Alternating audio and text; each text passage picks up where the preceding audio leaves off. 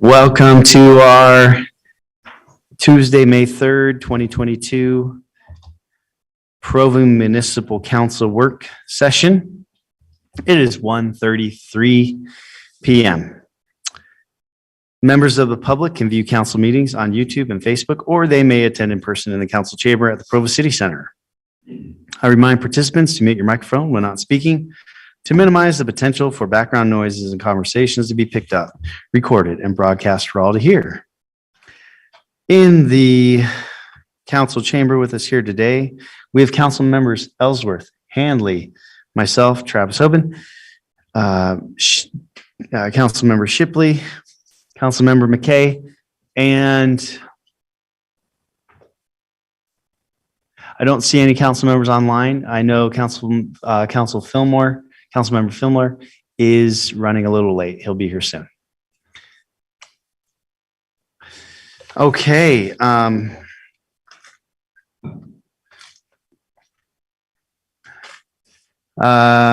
opening prayer will be by invitation. Once again, we have no one, but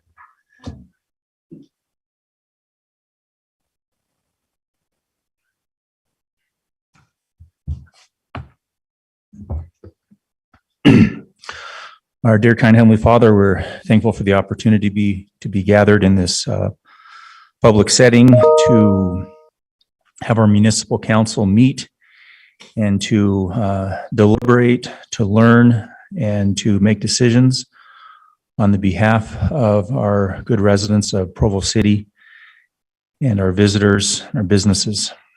We pray that will bless them with wisdom and insight.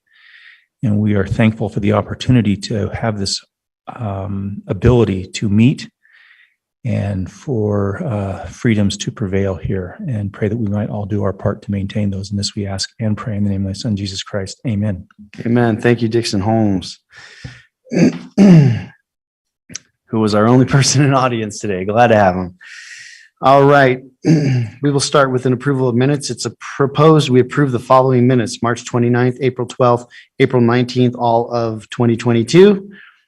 Are there any objections or requested changes? Okay. Seeing no objection, I declare the minutes approved by unanimous consent. All right, although it is a public meeting, only the presenters and those invited by the council may speak or ask questions unless otherwise invited by the chair.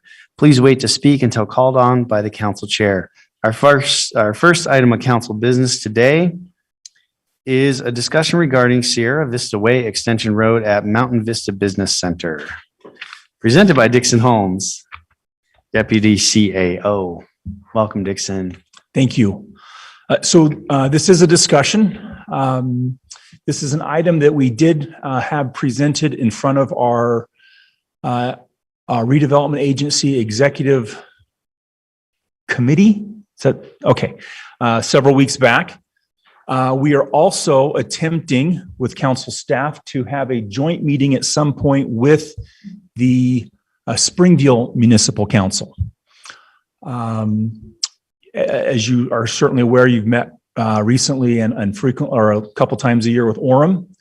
And because of this item, and just that we've never had the opportunity, or we just haven't taken advantage of the opportunity to meet with your counterparts in Springville, we thought we would do that too. And the reason that being the case is this particular item does have an adjacency to Springville City. So just a little history, and staff, whenever you're ready, you can just bring up one of those images. That would be great. This is just for illustrative purposes, and I'll get into this in a second for your benefit and for anybody who might be watching. So Provo City has been involved at the Mountain Vista Business Center, previously known or formerly known as Ironton. And what we're attempting to do is to build a road. This is probably one of the last major city improvements at Mountain Vista, from the roundabout in Mountain Vista Parkway down to SR 75, which is also 1400 North in Springville. Provo City applied for a grant several years ago as a matching grant with the Economic Development Administration, and we were able to secure that. So the city would have to put up half the money and the EDA would put up the other half. The opportunity here is to build a road that's about 3/4 mile long. that will give access to about a 50-acre parcel, of which Provo City sold several years ago to a development group. And it will also, not only will give access to this property in Provo, but it will also connect this section of the business park and make it a little easier for trucks to get to I-15 back and forth. If you're familiar with the Mountain Vista Business Center, or if you have not had an opportunity, I'd encourage you to drive down in Southeast Provo. There's quite a bit of commerce that's happening in that part of our community. And if you'll remember, this is a former brownfield site. Again, it was formerly a U.S. Steel iron and coke producing facility, and it is a very large redevelopment project. Relative to the road and working with the Utah Department of Transportation, UDOT, SR 75, and for you all that can see this, I'm just going to point, this is SR 75. And this is an inset of a larger area. Just a little bit off the screen here would be the intersection of State Street, where there's a Chevron and a McDonald's on the northeast corner of the intersection. On the northwest corner, there's a Sodalicious and Joe Bandito's. Those are all in Springville. And in doing or in connecting our road to the UDOT road, this is a limited access road. That means we just can't show up and just start building our road and saying, hey, we're going to access your road. You actually have to get a permit from UDOT because it's limited access. And over the course of time, there have been 4 different points of access, all within about 300 feet of each other. And those holders of those access points have a right to access the road, but UDOT would prefer they don't all happen because having 4 intersections or 4 curb cuts within a very short distance is not good traffic planning, and it causes confusion and potentially accidents. And so UDOT has asked, and we wanting to build this road, to combine those access points into one location. And in order to do that, those owners of those access points actually have to give them up or be compensated. We are one of those holders of the access, as well as a group called Scannell Properties. They're listed there as ASPHL Properties. They acquired an access point because we used to own it. We sold the ground to them, so that they now own that, and we have one also. The other access owner is Gateway Crossing. One of the principals in that company is named Steve Turley. Some of you may be aware of him, former council member. Anyway, we have 4 access points, and we would like to combine them into what will be a new road right here. As I said, there's nothing compelling those people to cooperate with us. And so we'd either have to go out and buy them, or we could trade. And that's what we're going to do. Scannell is just because they want access for the development that they're doing. They're going to give theirs, they'll relinquish it back to UDOT is really what they're doing. Mr. Turley has asked that in order to facilitate his, and I'm just going to pause right there and step back a little bit. When we recorded the subdivision, unbeknownst to us, we left out a little piece that was 40 feet wide and 400 feet long, effectively creating a nuisance strip between Provo City and Springville. And in fact, Springville was the one that brought it to our attention. They said, hey, are you guys trying to create this nuisance strip or this barrier? It's like, we actually forgot that piece was there, which was really embarrassing because I've been working on this property for a super long time and knew it was there, but when we recorded the subdivision, totally spaced it. Anyway, we did not intend to create this nuisance strip. And in moving the road to the west, even if we just built it right where it was proposed, it would have this 40-foot nuisance strip that doesn't make a lot of sense to have. But it does make sense for the adjacent property owner to acquire it and use it, which would be Gateway Crossing. And because we need an access, we need Gateway Crossing to relinquish their access point to UDOT. We said, well, why don't we just give you that in lieu of paying you to acquire your access point with UDOT, and we'll just call it good. We're also moving the road a little further west just to make a little more room right here. And so this request, and again, this is for information purposes only, we're not asking you to make any decisions, but at some point we'll bring back a formal request to do a couple of things. One thing that we'll do is, because the current Provo City boundary line between Provo and Springville is right here, and we're intending to trade this property to Gateway Crossing, is we would move the boundary line of Provo City to the west by about 70 or 80 feet. So that way the road then becomes the easterly edge of this new road that will be built, will become the new boundary line between Provo City and Springville. This property right here would be deeded over to Gateway Crossing.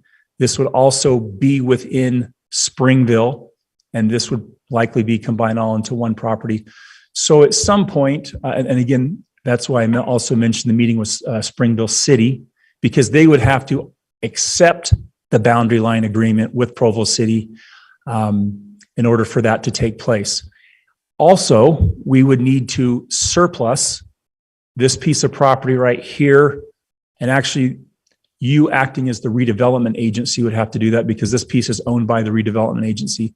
This piece right here, which is currently in a platted right-of-way but unbuilt, would have to be surplused, and then we would dispose of it through a, again, transaction with the owners of Gateway Crossing. So again, the city intends to build a road from here all the way up off the screen here to a roundabout. Provo City will be putting some improvements in the road, but likely not down in here. Curb gutter, some sidewalk, no utilities, because there aren't any utilities in this area. We'll also be providing, some had thought that maybe we were giving Mr. Turley a sweetheart deal, and that sweetheart deal consists of a curb cut, meaning that we'll allow him to access our road. And really, regardless of who that owner is, if the adjacent owner were one of you, we would be doing the same thing. And then at some point, there may be a road, because right now there's kind of a weird road right here. It's in Springville. It's owned by UDOT. UDOT has said in the future, maybe we'll put that road up here. And if that's the case, we'll cooperate with UDOT and whoever the property owner is at that time to give them access to our road. So we have interconnectivity in this area of town, rather than forcing people out onto the main roads to interconnect in that area. So in a nutshell, that's the overview that we wanted to provide you. We've been working on this for a number of years. We're ready to actually start building the road, do some of the prep work. That will probably start here shortly. And then the road will be constructed throughout the summer, and while some of these other processes are taking place. So if I could answer any questions for any of you.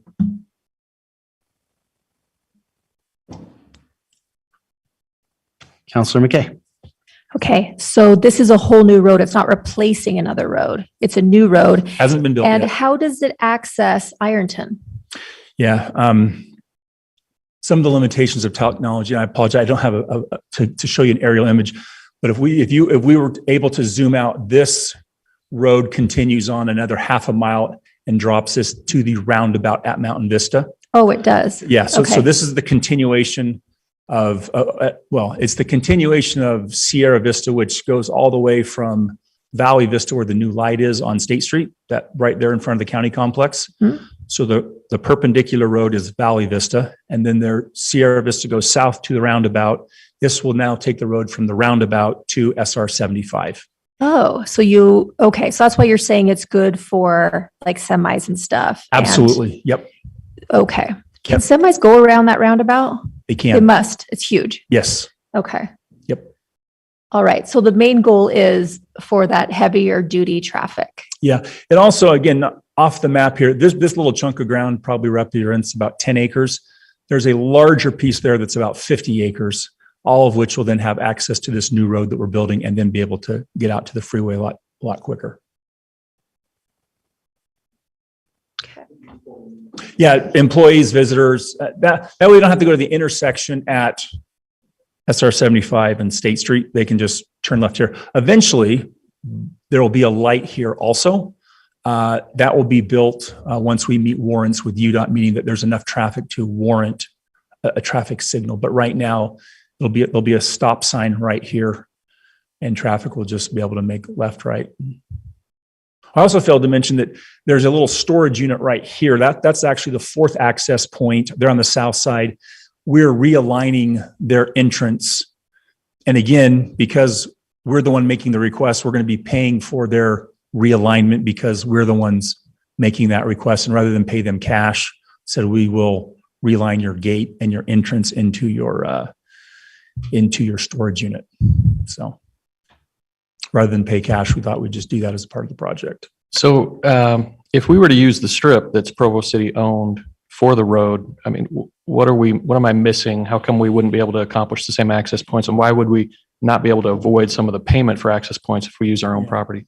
So the intent was always to bring the road straight, not to swing it to the east. Yeah. Now we're swinging it to the west. There's also an older pipe in this section of road or piece of property that conveys, it's called the Spring Creek Diversion. It comes off the original Spring Creek and it meanders its way over to Pacific States Cast Iron. I think it's now called McWayne Industries. And they have a cooling, they have a non-consumptive water right that allows them to cool their pipe. So we have to maintain that even though we don't own the water. It's historically been there since almost 100 years. It was never our intent to build the road this way. It was always to come straight down. And because our access point is here, Gateway Crossings access point is here, the one that we used to own is over here, we had determined with UDOT to put that new location of access at this point, so we don't have literally 2 curb cuts and then a couple others within that really short time. So we're combining them all into one at this location right here. And in order to compel them, rather than trying to go out and buy or even try to condemn, which would be a very lengthy process, consume a lot of time, pay a lot of attorney's fees at the end of the day to get something that we think that we can do by just working with people, reaching across the table. Did I answer your question though? Yeah, I'm just looking at the map. I don't understand the access point cost. If we were to use, if it's on Provo City property, why do we pay somebody for access? Because the adjacent access right here, Gateway Crossing could come in and be, because ours is over here. We have a little, like a 10-foot one here, which is not the size that we would need a normal street for. Okay. Because we're moving ours closer and the Gateway Crossing, if they wanted to put one in here, UDOT is not going to approve 3 back to back to back. And by consolidating them into one, we can avoid UDOT telling one person yes and another person no, and us having to go out and pay cash for. And again, it had we had our access all lined up, but there weren't others, this 40 feet we'd have to figure out what to do with that, like landscape it and then maintain it. And now it can be put to a productive use, because it really would have been a nuisance strip of sorts where there will be other landscaping in other areas of the business park. And the swap for that acreage or that property is comparable to what the access point fee would have been somehow? Yes. So UDOT has a pretty complicated process that when you want access onto their road, even if you have a right for it, you get your property appraised as it sits, and then you get your property appraised with a new commercial access, and you pay the difference. And that price can be very steep. And rather than have to pay that price, we would prefer just to vacate the ground or surplus the ground and use that as the trade piece. I mean, that makes sense to me why we'd want to do it. It just, like, if I'm an average citizen, it'd be like that access price magically was the exact same amount as our surplus strip of property. That seems kind of unlikely. No, it's probably not exactly equal, but horseshoes and hand grenades, it's probably pretty close. Okay. I was just going to add, I believe it's just immediately west of here that this road starts going over a bridge, or it becomes a bridge. Yes. And so you lose all access, right? Because you can't have access right onto the bridge. And so there's other constraints here where you're next to a light and you're between a light and a bridge. And so, and UDOT requires that your ingress, egress, your curb cuts are so far apart that it really constrains some of the geometry on the ground. Thank you. That's a good point. And serendipitously, This location is about the halfway point between the intersection to the east and the toe of the hill to the west. That was planned out years ago before I was ever here. Similar to Dave's question. So just to clarify, we couldn't build on the Provo City land because of that pipe.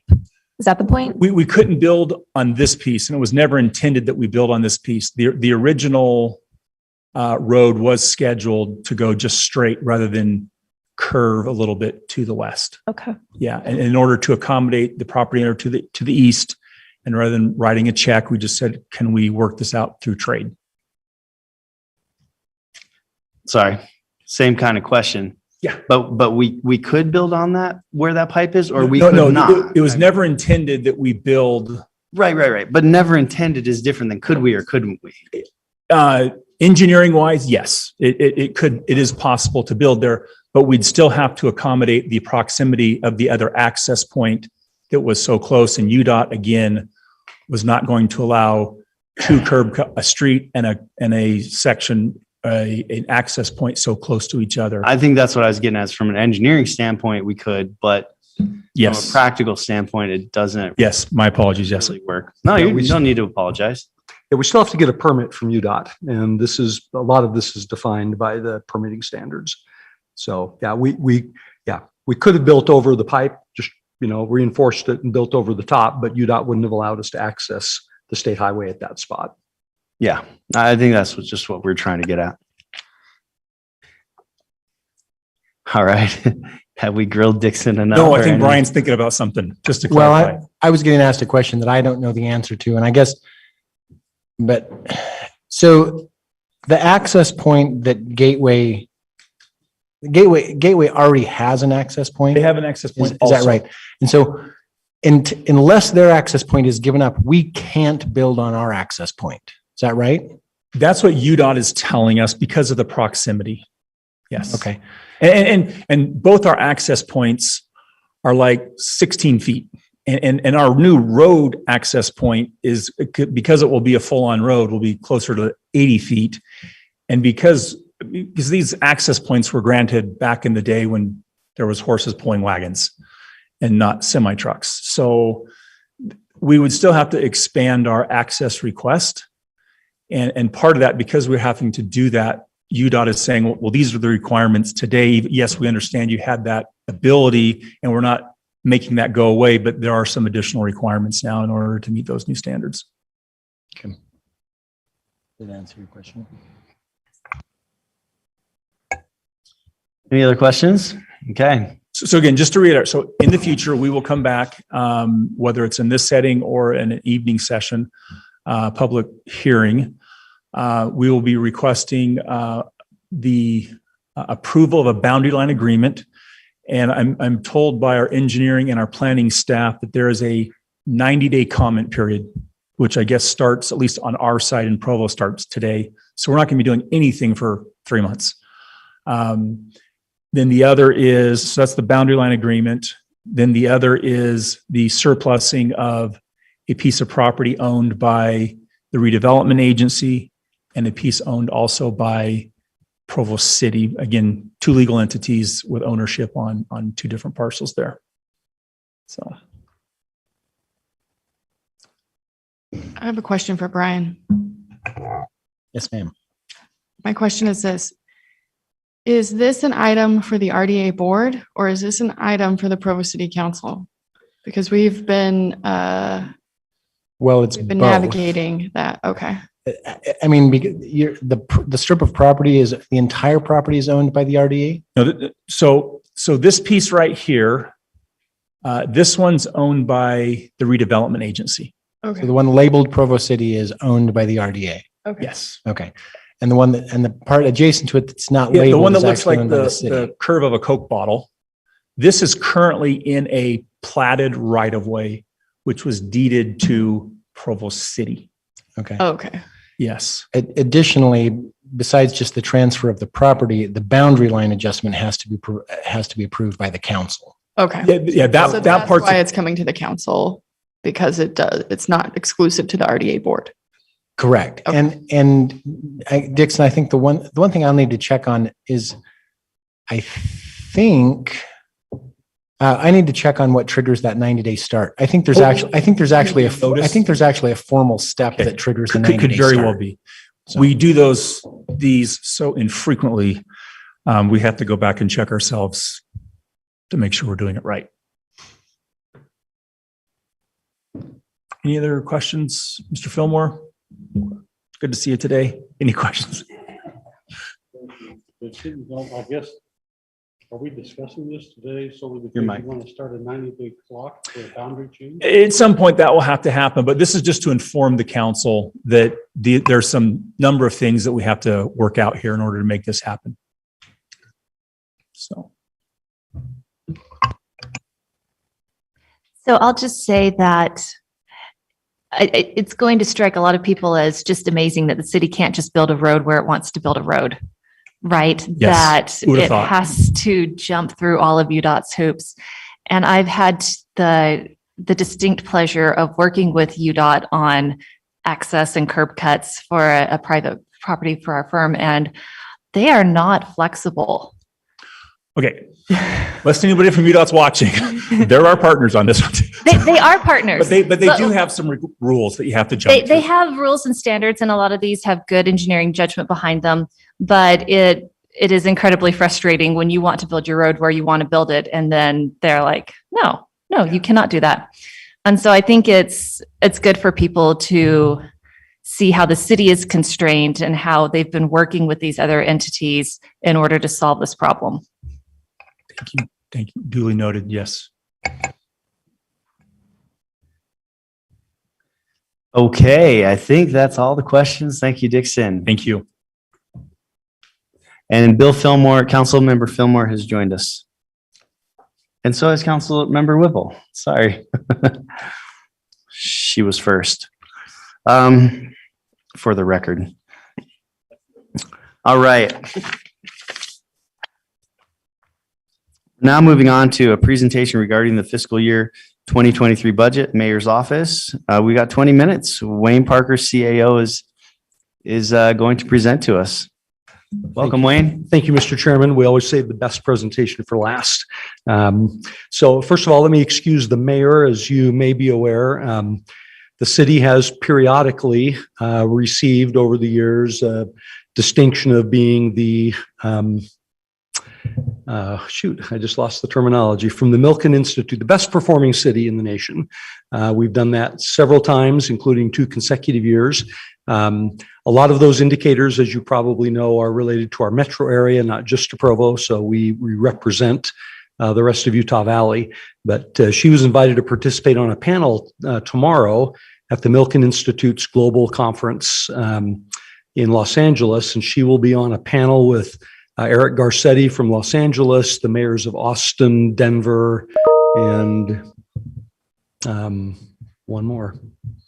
Can't remember. But anyway, there are five mayors on the panel. And as usual, Provo is punching above its weight. And so we have a good opportunity to tell our story about all the good things that are happening in Utah Valley. So she is at the Milken Institute conference this week, and we excuse her. And you'll be seeing a little video from her this evening as we present our final budget proposal to you today.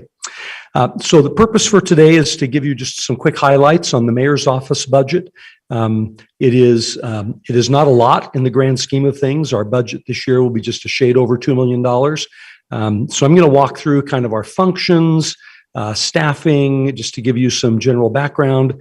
We'll talk about our connection to the general plan, and other key priorities, and then we'll answer some frequently asked questions that seem to come up regularly about our budget. So first of all, maybe, there we go. So the mayor's office oversees the enforcement of city ordinances and policies, and that crosses obviously lots of departmental lines. We represent the city in formal and informal settings, so at community meetings, working with outside entities, sending the mayor to speak at the Milken Institute. We supervise kind of the day-to-day activities of city government, so those of us in the office spend a lot of time with internal and external stakeholders and our direct reports. We have historically coordinated legislative advocacy efforts, so we pull together the interests of lots of different interests in city government, different departments and otherwise. So we look for opportunities to lobby for money. We work at sort of defending city government autonomy to the extent possible, protecting our taxing and fee charging abilities, those kinds of things that we work with our state and federal partners on. And then we work really hard on information and engagement, and that's a big part of what we do.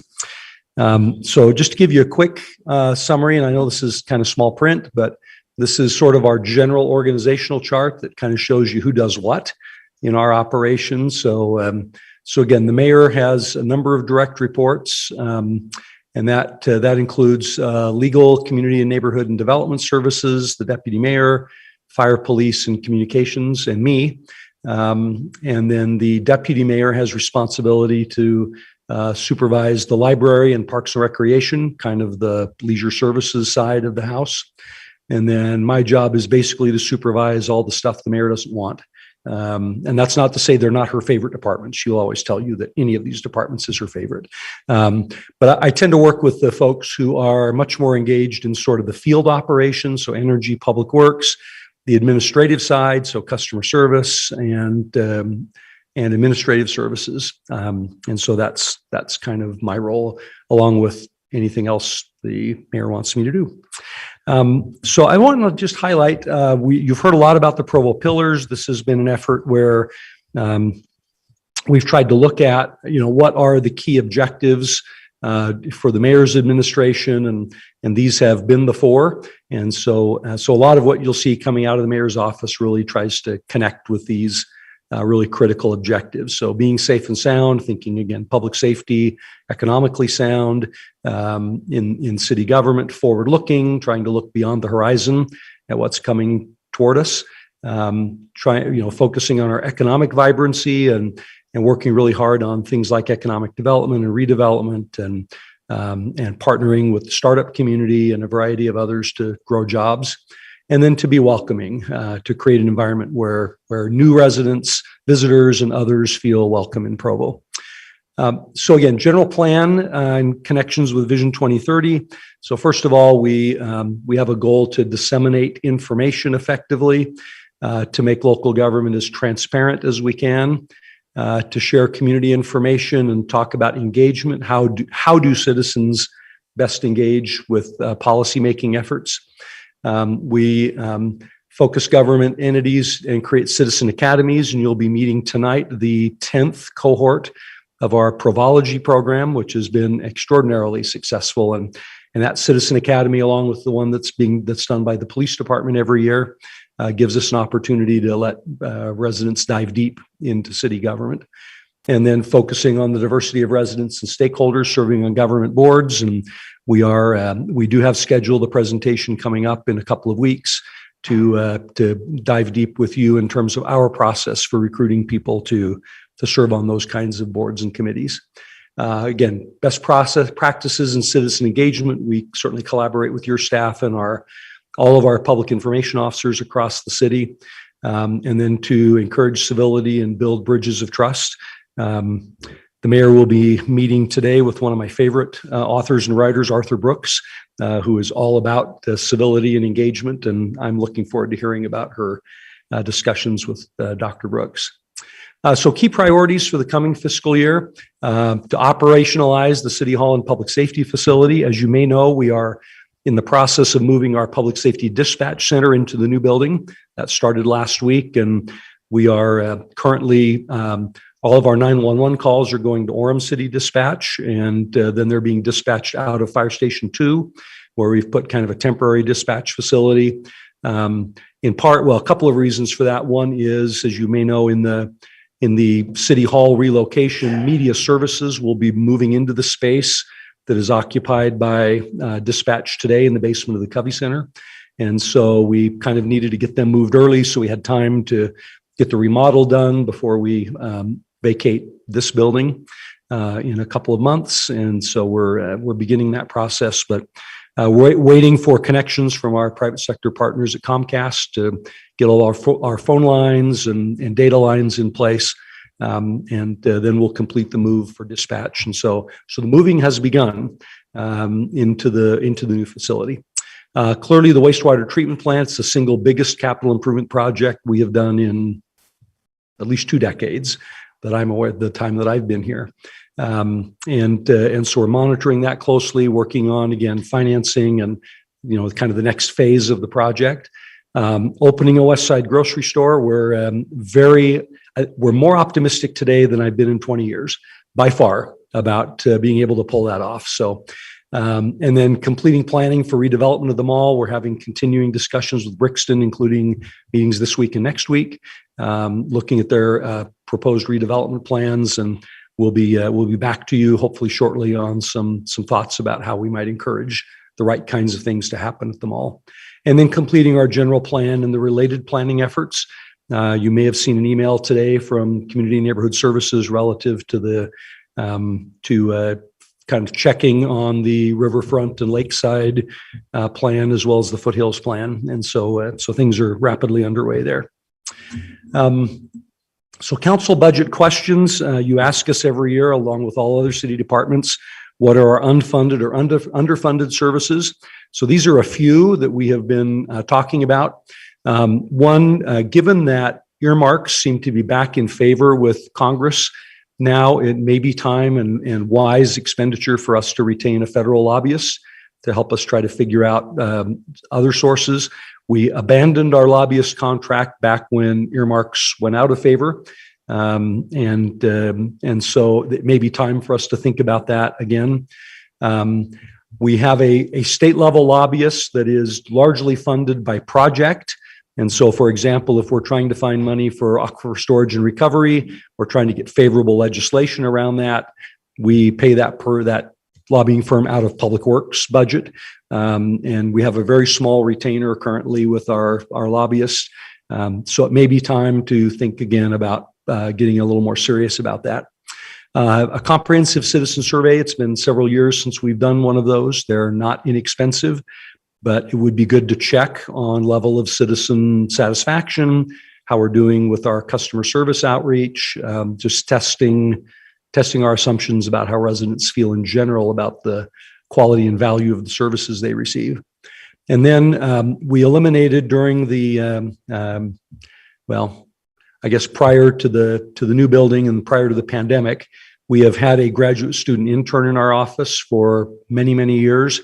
And as a part of our concerns about pandemic budget related issues, we cut that position, and we are not recommending this year restoring it, in large part because we don't have a place to put that person for this summer, and we've missed the recruiting window for graduate student recruiting. And so we will be talking about that during the coming fiscal year and trying to figure out if we can fund it as a supplemental in the fiscal 24 budget. So just want to let you know, those are things we think need some attention out of our budget. So we have 6 budget divisions in the mayor's office. We have a mayor administrative, which kind of includes all the stuff that overarches the whole department. We have a budget for the deputy mayor, for the chief administrative officers, operation, public information. We have a mayor general, which is pretty much our clerical staff in the mayor's office, and office supplies and those sorts of things. And then media services is a division of the mayor's office as well. So just to highlight staffing, so we have across the whole mayor's office, we have 9 full-time employees, and we have 3.5 or 3.25 full-time equivalents as part-time and contract folks, mostly in media services. We use a lot of part-time and intern kinds of positions in our media services operation. Notable expenditures, interlocal contributions. So this is Utah Lake Commission, Mountain Land Association of Governments, the League of Cities, et cetera. It's the single largest line item in our budget, and it's one that gets a lot of attention usually.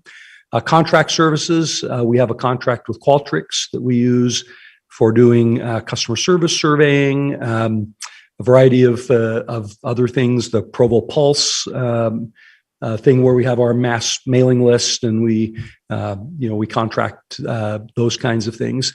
Special events and public engagement. And then for some odd reason, for the last 20 years, maybe it's because Mayor Billings wanted me to keep my finger on graffiti abatement.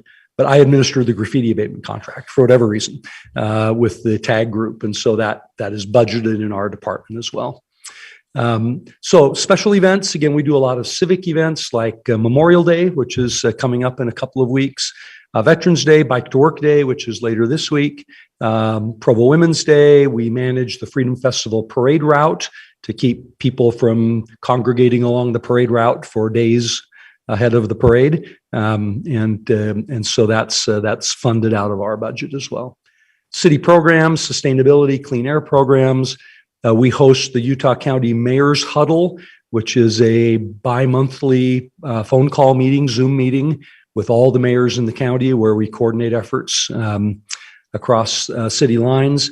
And we also do an event every year for mayors and their families at the rec center, where we host them for dinner and let them have an evening at the rec center. And we cover that out of our budget. Provo City's birthday, the State of the City address, again, our newsletters and Provology all are funded out of the mayor's budget. Occasionally, we have these what we call opportunity events, things like Ride the Parkway. When we first started doing deer abatement, we fronted in the money for that. Every 4 years, we do an inauguration program and reception. The Provo History book series, which we haven't done for a couple of years, but we had an ongoing relationship with Robert Carter to document the history of Provo. And then when we do open houses like for the City Hall, we'll do in a few weeks, and the airport terminal, which we'll do on Thursday, Friday, and Saturday this week, come out of the mayor's office budget. We do resident recognitions at council meetings, so we'll buy a plaque and some of those sorts of things. Town hall meetings, if there are expenses, we do contests. So occasionally we'll do, for example, a photo contest, which is awesome because we also get the rights to those photos, and so we can use them on social media and our publications and so on. And then occasionally we sponsor privately operated events. So things like the Provo Marathon or the Utah Valley Marathon or other kinds of events, the Pacifica Festival, where we contribute either money or in-kind services to help sponsor those. So budget highlights, again, the areas where people ask a lot of questions about our budget tend to be in these areas. And all sum total, it's about 15% of our total budget that's public engagement, intergovernmental programs, contract services. The vast majority of our budget, like most general fund departments, is in the personnel cost. So media services, let me just highlight this one quickly. This is an extraordinarily cool operation. We love media services. So Brett Borgett, who runs our media services division, does a lot of the creative video work, supplemented by part-time employees. And then we have a full-time graphic designer who works in media services as well and does layout and publications and a variety of things for us as well. So again, we have the Channel 17, which broadcasts council meetings across social media and cable television. We have our YouTube channel. We do a lot of training videos for internal uses for our city employees, trying to promote civic engagement and then try to find fun and creative ways to address city issues.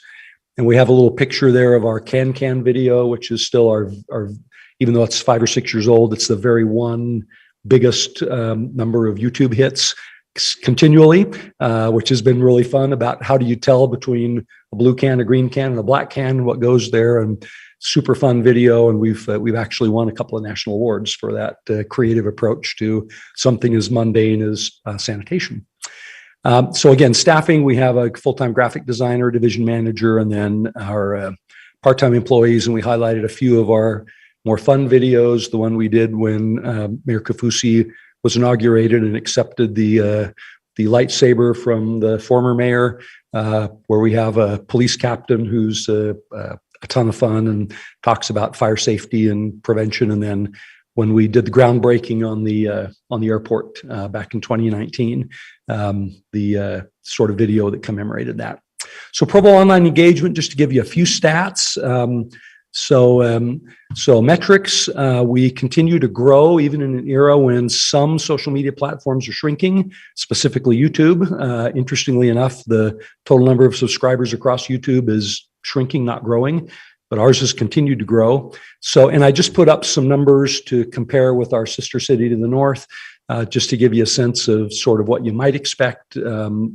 if you didn't have a really robust effort at trying to get the word out. So Facebook is still our number one connectivity platform, but fascinatingly enough, Instagram has blown away Twitter in the last 2 years. I guess that's not too surprising, but we get almost as many followers on Instagram as we do on Facebook.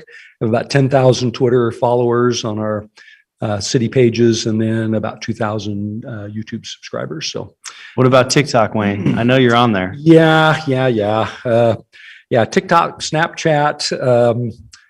We have not subscribed to things like Truth Social or those kinds of other platforms that might be out there. So we're a little more discriminate about how we choose to engage on social media. But we do a little bit of TikTok. We did Snapchat for a while, but we discovered that our engagement, I don't mean to be funny about this, but our engagement didn't stick with TikTok. It doesn't stay around long. And so it was a noble effort, but not one that generated a lot of fruit for us. So again, we talked about recognition. So best performing city. And again, we hit that again this year. Best run cities in the nation. We actually took a little bit of a hit this year. And I think as we've looked at that, we've typically been in the top 3.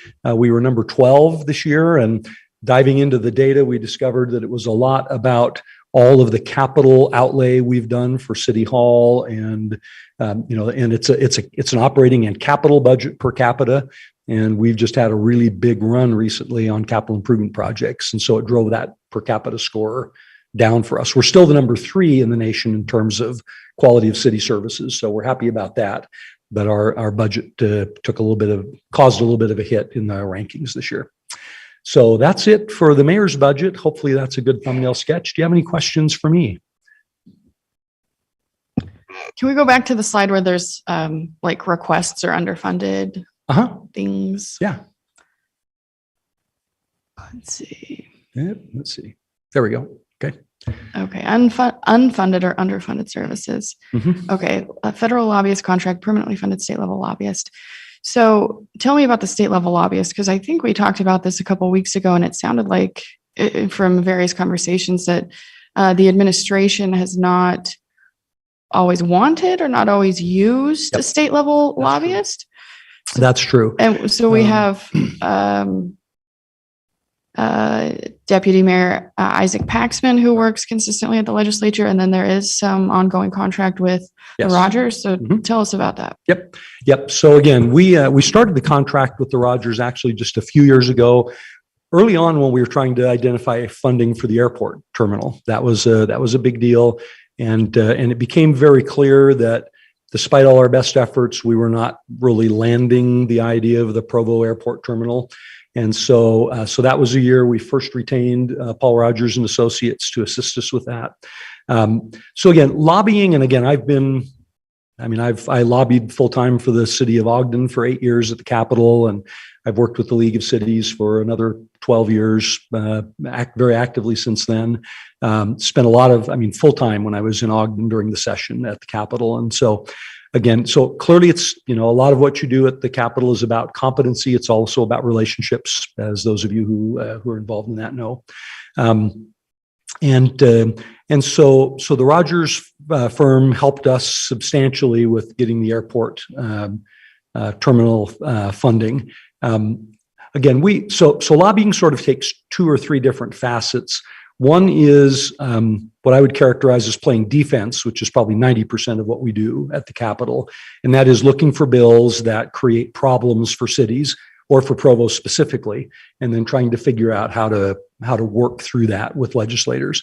I think we do that fairly well. We've had a long history of doing that very well and kind of playing defense. There's another maybe 5% or 10, maybe, I don't know, somewhere in there, a small amount, which is getting aggressive about trying to find state funding for city projects.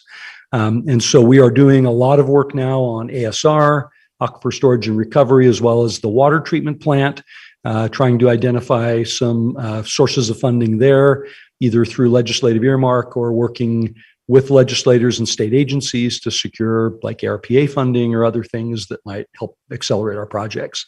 That's a case where a contract lobbyist can really be super helpful. Again, the Rogers Group and many others are not particularly great at helping us play defense.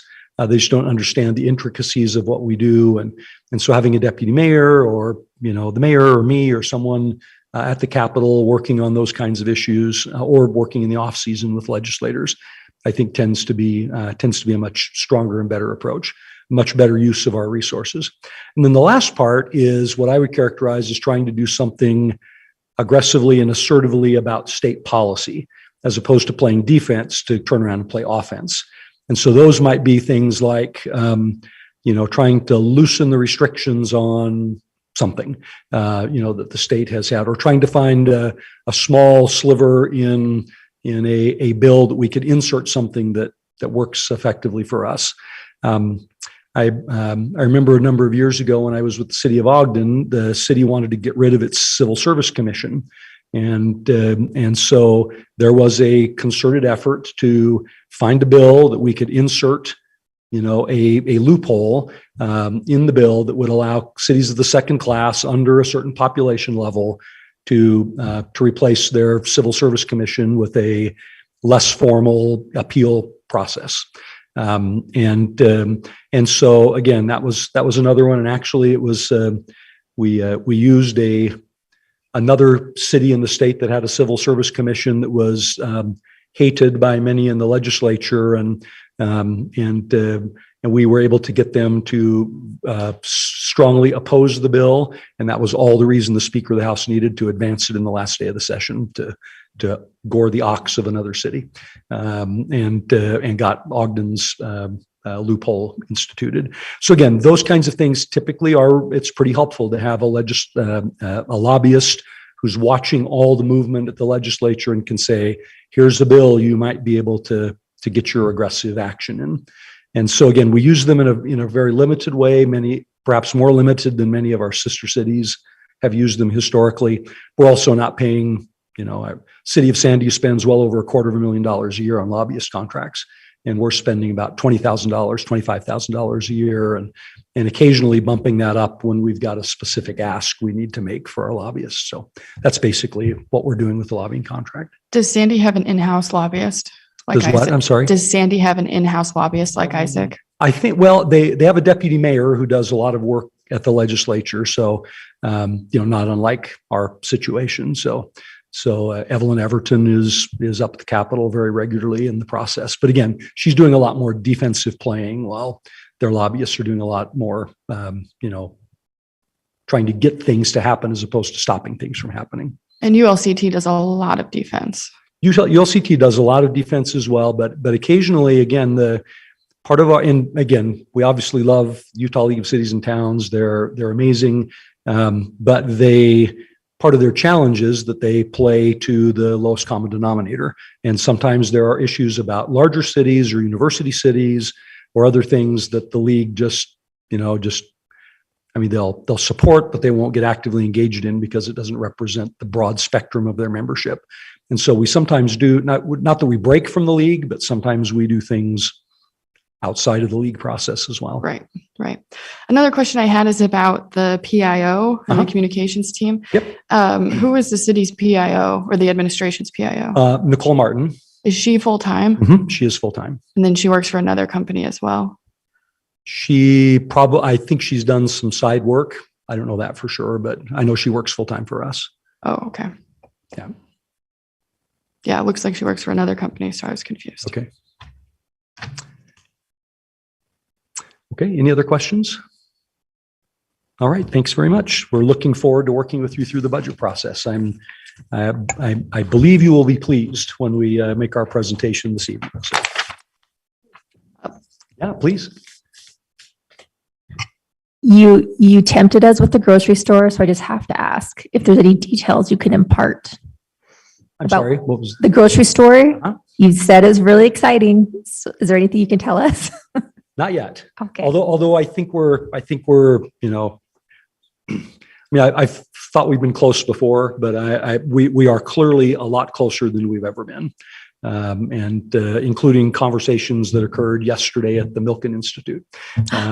So we're pretty excited about some things that are coming down the pike on that one. So Okay. We'll keep you posted. As soon as we know anything definitive, you'll be the first to know. Okay. Mr. Chair, did we get any of the materials in our email? Because there wasn't a lot of materials about these budget presentations in our packets. What do we have, staff? Yeah, Ours came in on Friday. Again, some of you know, my wife's father passed away over the weekend, and we've been in hospice stuff for the last 10 days or so. So it's been really hectic. So I came in at 6:00 in the morning on Friday to get it to Malia, although I missed the deadline by 12 hours, but so we may have missed the packet. So I apologize for that. We send the packet out Thursday afternoon to you. So anything that comes in late after that, we can't get it until Monday morning.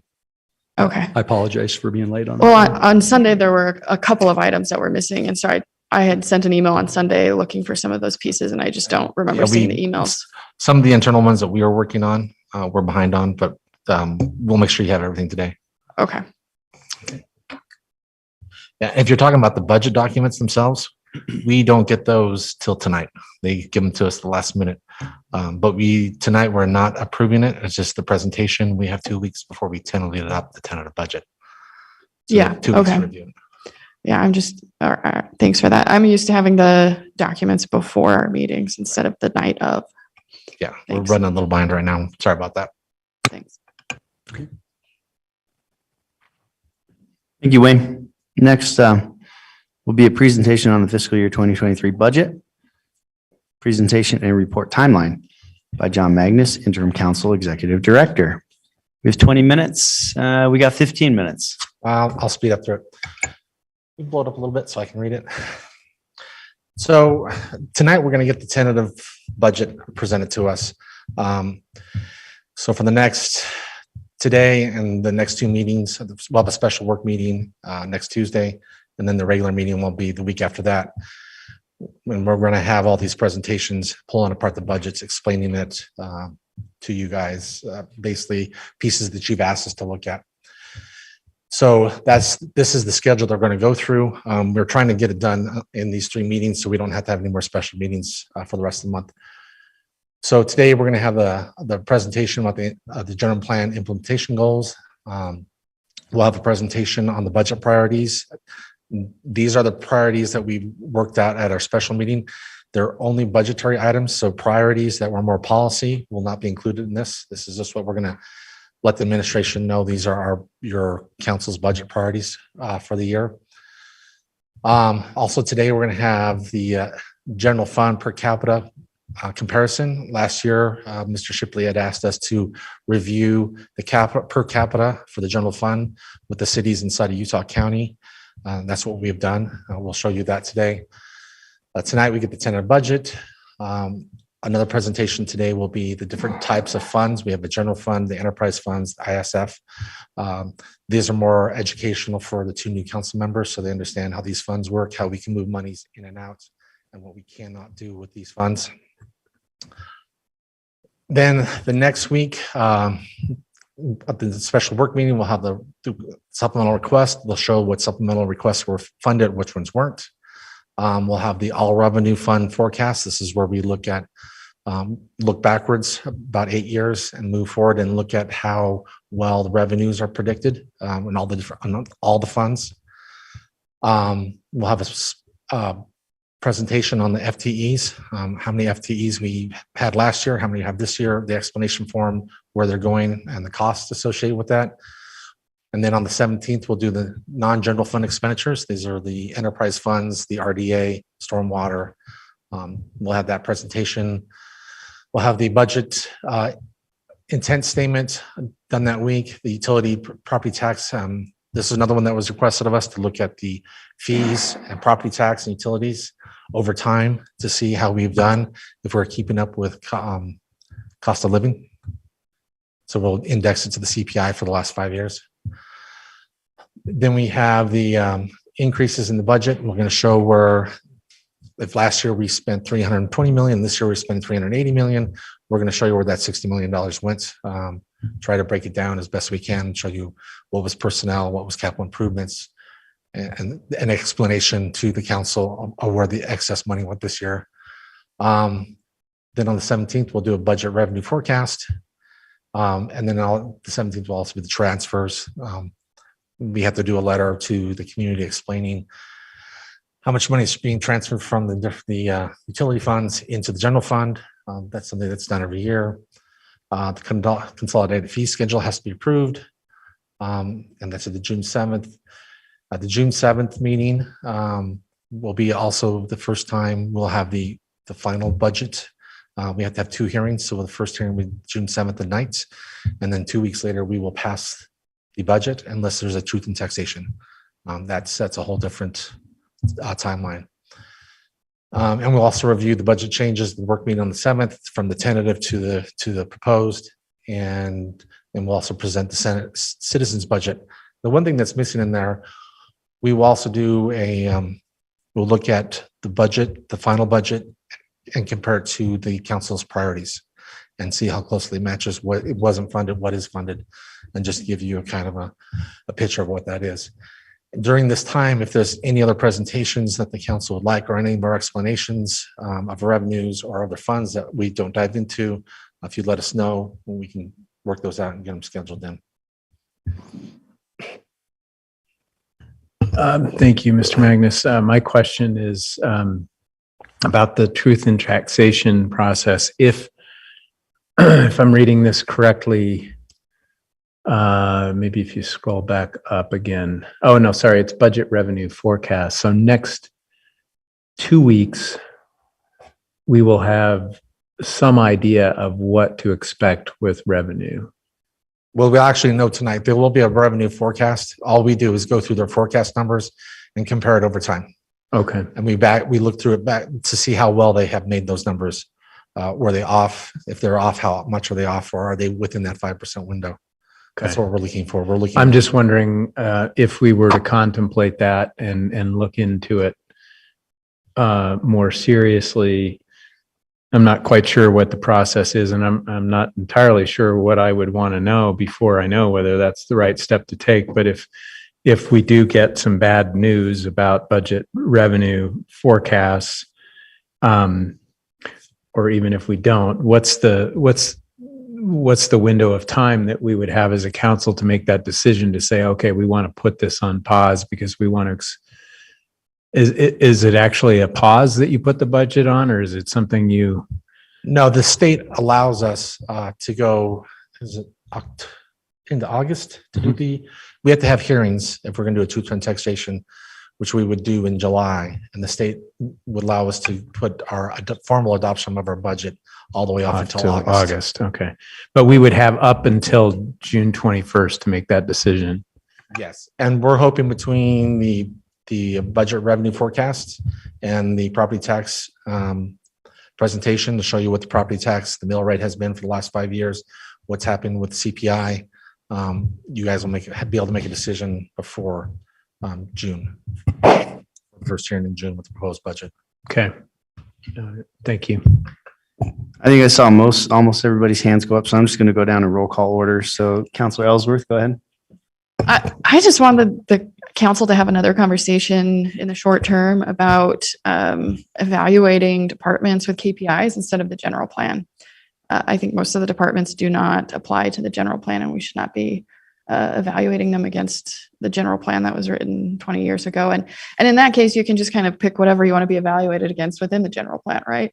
So I think that the council should take a stab at this budget cycle, coming up with some KPIs per department. And even if those aren't adopted this year, where we can do kind of a dry run, if you will, and then dig into it after this budget season. I think that there's merit in measuring our progress and in understanding what we want to reward instead of just kind of being status quo.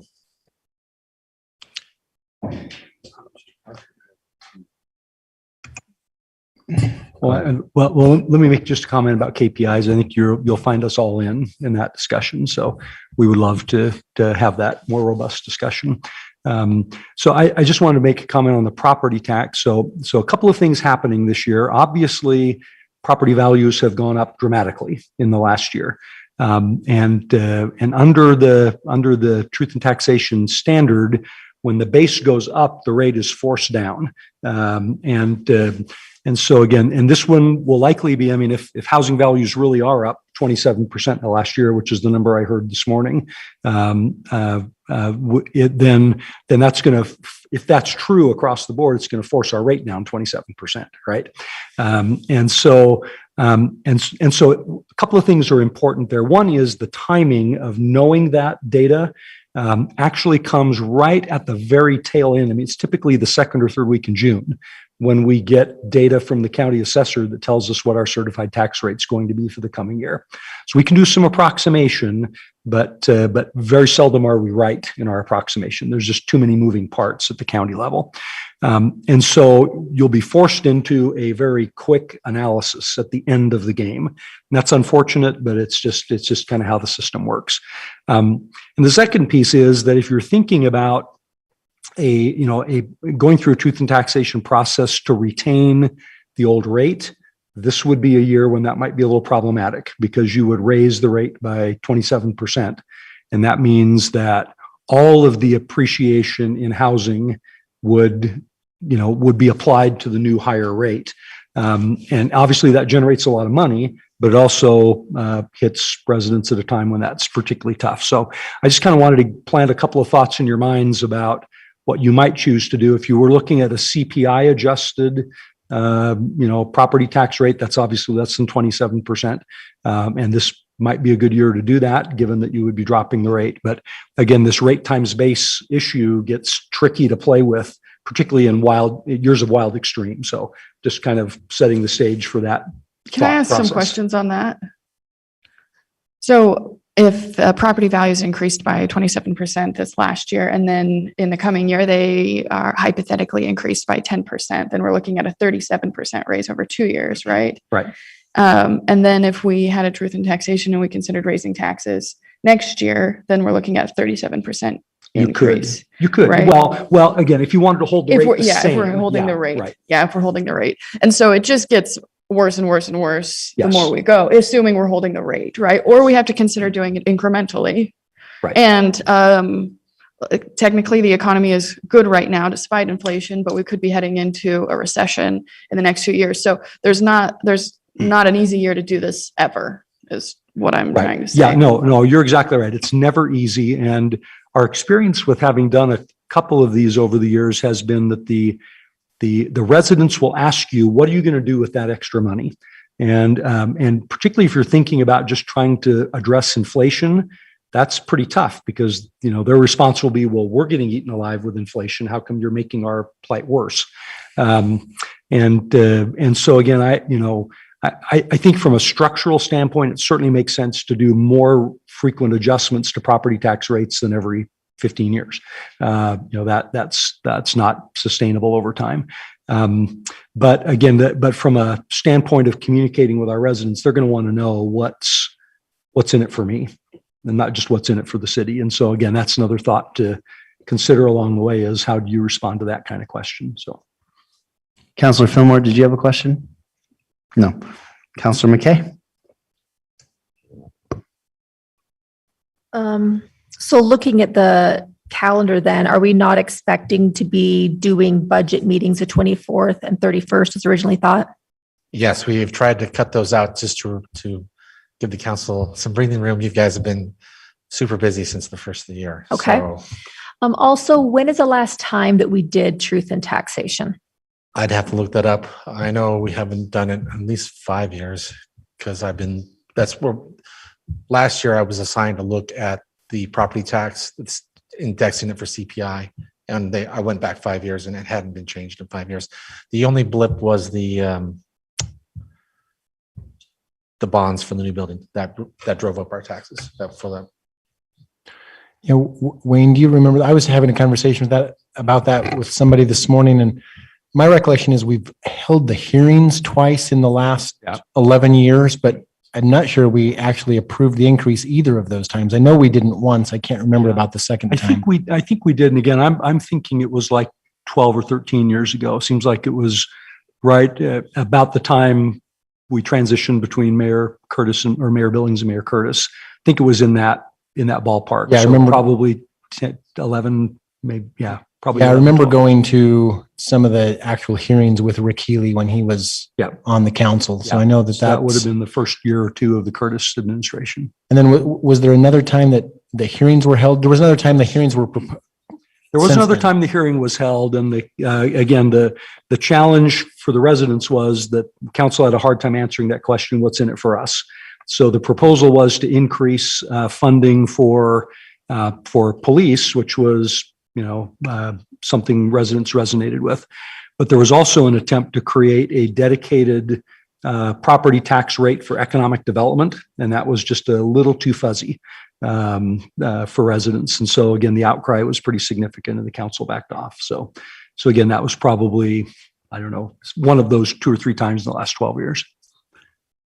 Counselor Shipley? I just wanted to thank you for some new reports this year. I think they're going to be helpful as we look at this. And there are some things that I think make a lot of sense to the average citizen, and a lot of the stuff we review doesn't. I mean, they look like numbers. And even to me as a new, counselor, they didn't, and I'm a finance guy, and some of the numbers that we pay attention to just didn't, they don't equate to something real, that's happening. I think some of the stuff we'll review this year is really impactful, and I appreciate that. Thank you. Counselor Whipple, did you have a comment or question? Your mic's off. All right. Any additional questions? Okay. Either the clock stopped or John got us there on time. It's weird. Somehow we made it. All right. We now have a presentation regarding general plan goals, implementation status report by Malia Daly, policy analyst. Thank you, Malia.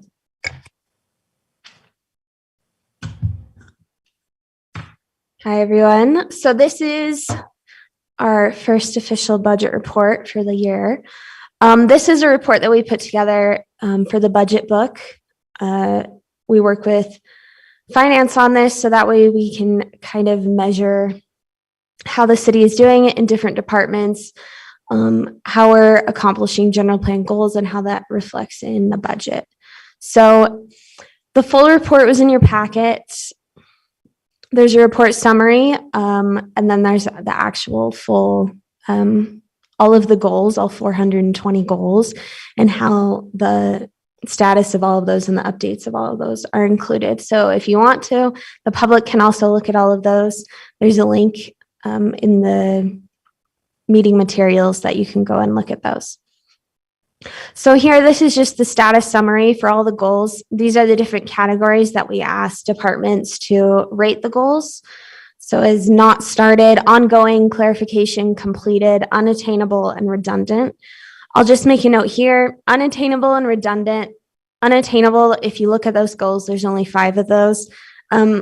They're items that government doesn't really have any say over, like what someone does with their property, or if someone buys land, like we can't control those types of things. Redundant is just what it sounds like. It's the goal is the same as something else, and departments have identified that. So the next couple slides here, I'm just going to pull out some areas that were identified by departments as significant milestones or goals that we accomplished or ongoing or completed. So here, this is around natural resource milestones. So things pertaining to our open spaces, our rivers, the river delta, and forests. So a lot of this is Parks and Rec, Public Works, Power, Community and Neighborhood Services working together on all of these goals to really accomplish them there. So they brought up, the river delta restoration project that's ongoing in tandem with the airport terminal and runway. And then also, you'll see in a later slide, relating that back to the general plan and the master plans that we have in the works. So here is that, the general and master plans. So obviously, the big one on everyone's mind is the new general plan and updating that, and the progress that's taking, the progress that that is currently going for that. And we have the transportation master plan, which was adopted in last year, 2021, including an active transportation plan. And then community and neighborhood services continuing on the general plan. And then the Parks and Rec master plan was also completed this past year. Economic development, they had a lot of great progress made on their goals. I'm not going to read through everything that was submitted in relation to those goals, but they as well worked with other departments throughout the city and the redevelopment agency as well. So a lot of great projects there. You know, the Provo Town Center, as Wayne had just talked about earlier, a new grocery store on the west side.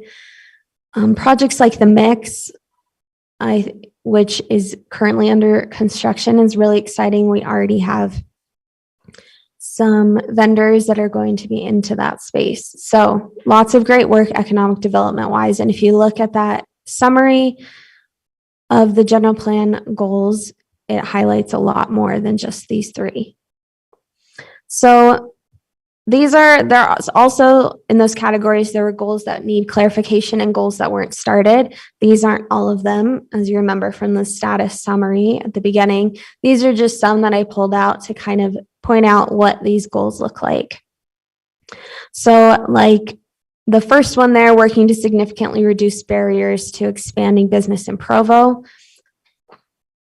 This just needs clarification, as it just needs more council policy. And we do that through our committees and through policy that we enact here.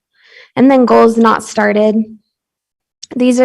So this is something that council has actually talked about in their priorities retreat, which is a diversity and inclusion committee. And talking about bringing in second language resources to improve our city and business opportunities. And so that's something that was noted by departments here at Provo as something that we could start and is identified in our current general plan.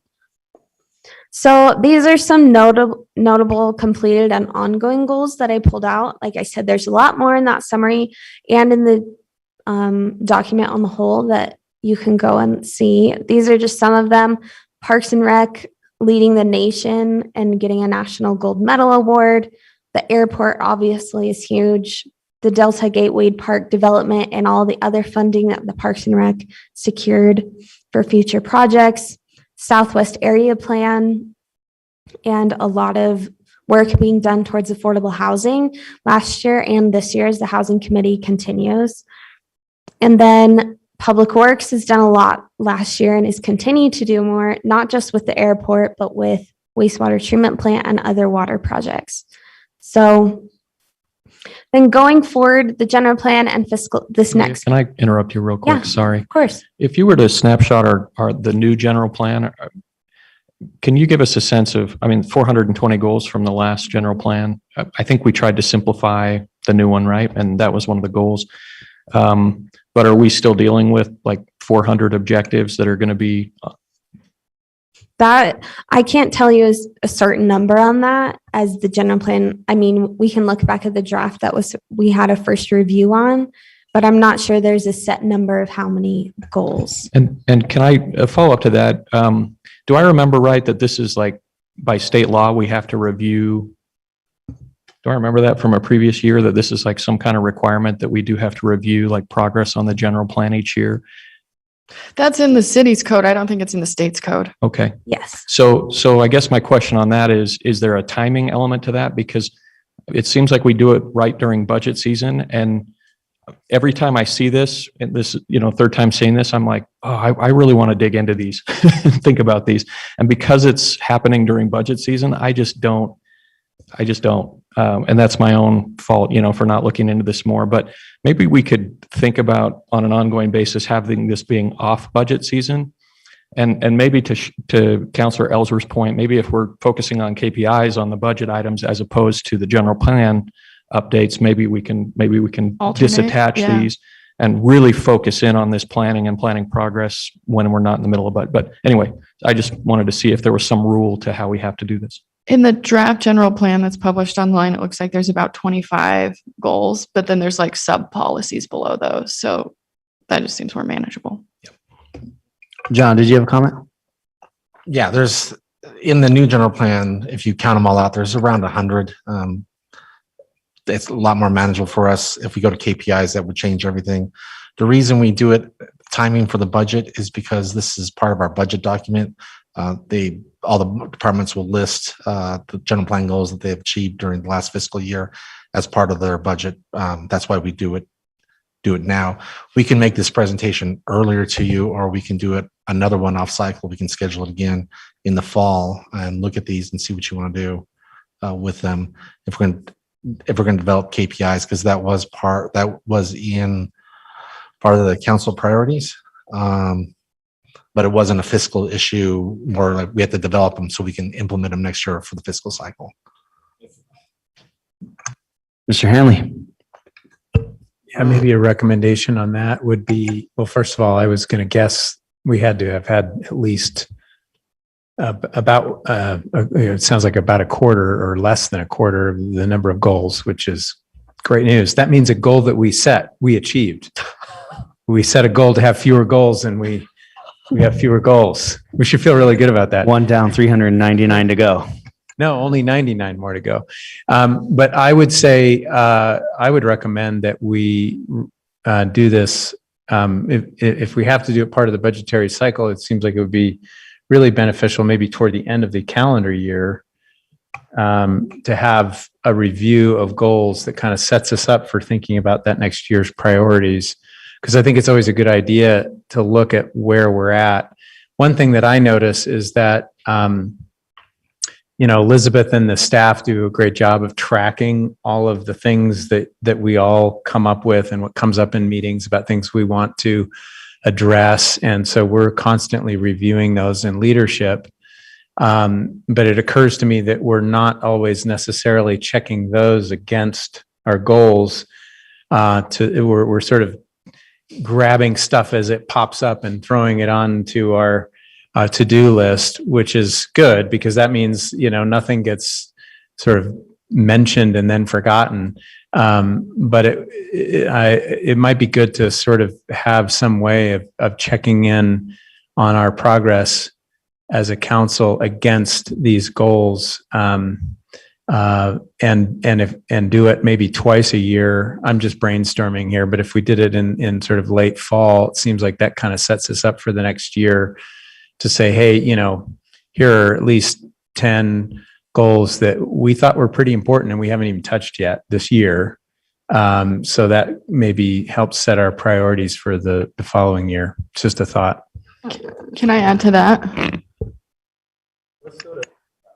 Let's go to Mr. Jones first, in case he's got something important. Yeah, well, I just wanted to clarify about it's not required to go over them as part of the budget process from a legal perspective. In fact, it's not even required that the general plan have goals. A lot of times the general plan is just a document that says where zoning is going to be applied to the city and what water infrastructure, that kind of stuff is all the general plan can be, right?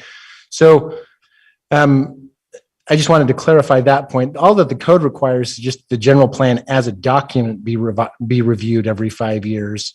Doesn't say anything about goals, doesn't say anything about doing goals as part of the budgetary process. This really developed out of a desire several years ago by the council to want to have kind of a more functional review of the budget where they wanted to tie the review of the budget to what the money was being spent to accomplish. And so, for example, Councillor Ellsworth's idea about KPIs may be the next evolution of that, right? Years ago, we didn't even do this. Now we're doing this. You don't need to be tied to doing it in this way. You could move to KPIs and abandon this entirely or have it be something completely separate from the budget and just have it be part of the general plan review. Okay, Councillor Ellsworth and then Councillor Shipley. Yeah, I appreciate that clarification. I've said this before. To me, is mind boggling why we want to compare the fire department to the general plan when we could create better metrics for them and understand their needs more appropriately instead of them coming to us at budget season and being like, oh, I think that these policies, we probably checked some of these off through the year, right? Not saying that the fire department does that, but I think there's some understanding that not all departments are relevant to the general plan and vice versa. I think that Provo Power does a terrific job with KPIs. And maybe that's where we can start this conversation the next time we have it, is looking at Provo Power's KPIs. If, KPIs for safety, for output, for this, for that.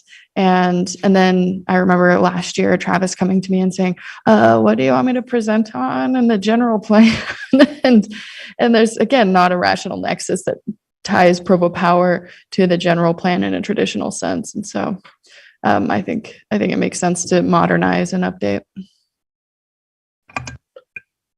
Just want to apologize for derailing that, but I think it's a good conversation, and I support what was said, I think, by Mr. Hanley about if we could just put it back on for the fall so that we can dig into this a little bit deeper and have I feel like a more helpful general plan goal discussion each year, even if it's the same information, even if it's easier for departments to provide that information during budget season. I think it'd be better to maybe brief it now, but review it more in detail in the fall. And possibly talk about what Councilor Ellsworth's talking about as well. Absolutely. Switching to a KPI system. I think that's a good idea. Any other comments? Oh, well, I guess we're not done. Keep going. We're basically done, so that's all fine.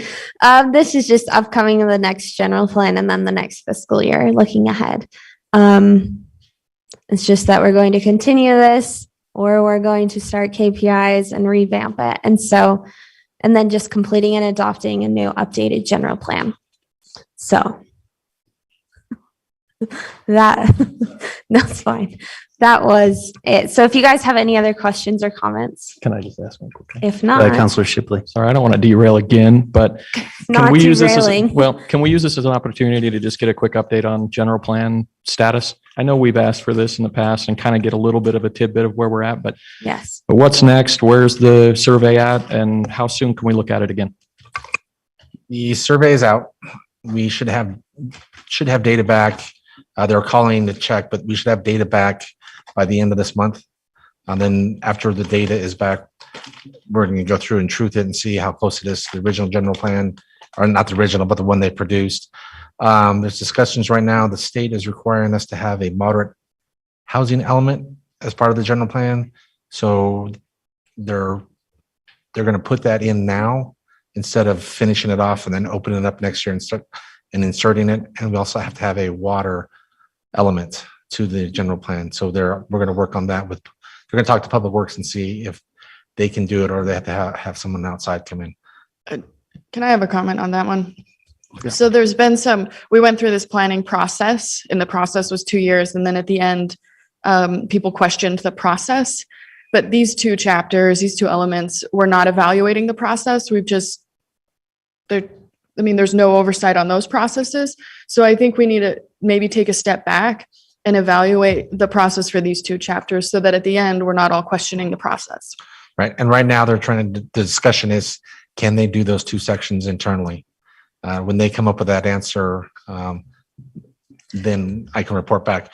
I'm still, even though we're through budgets, I still call over there once a week to find out where we are with the general plan. So right now we're still trying to get the data back.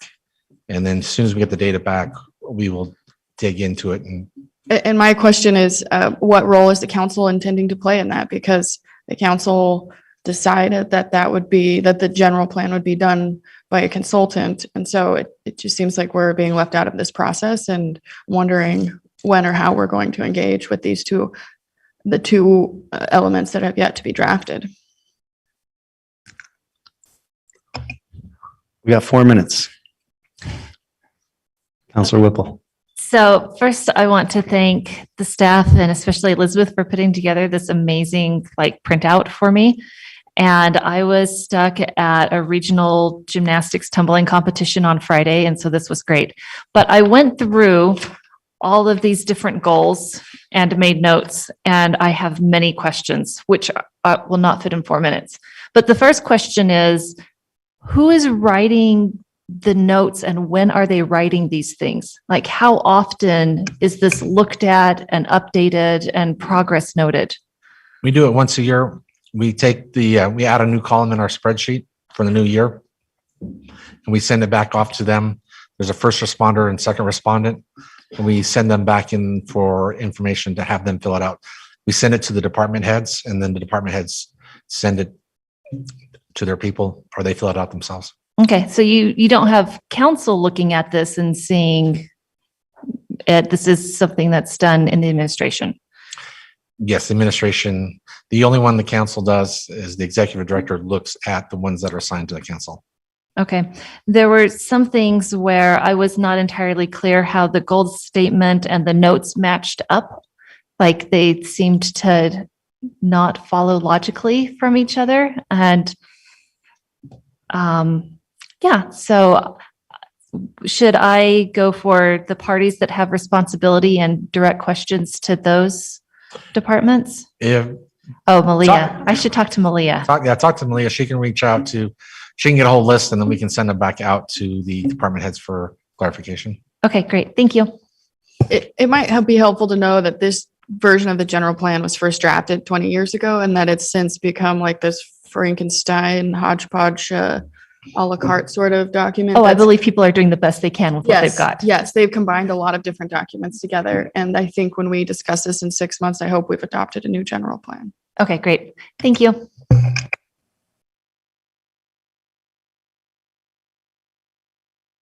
Okay, thank you. We're going to go ahead and take a 10-minute break. We'll be back at 3:15. Recording stopped.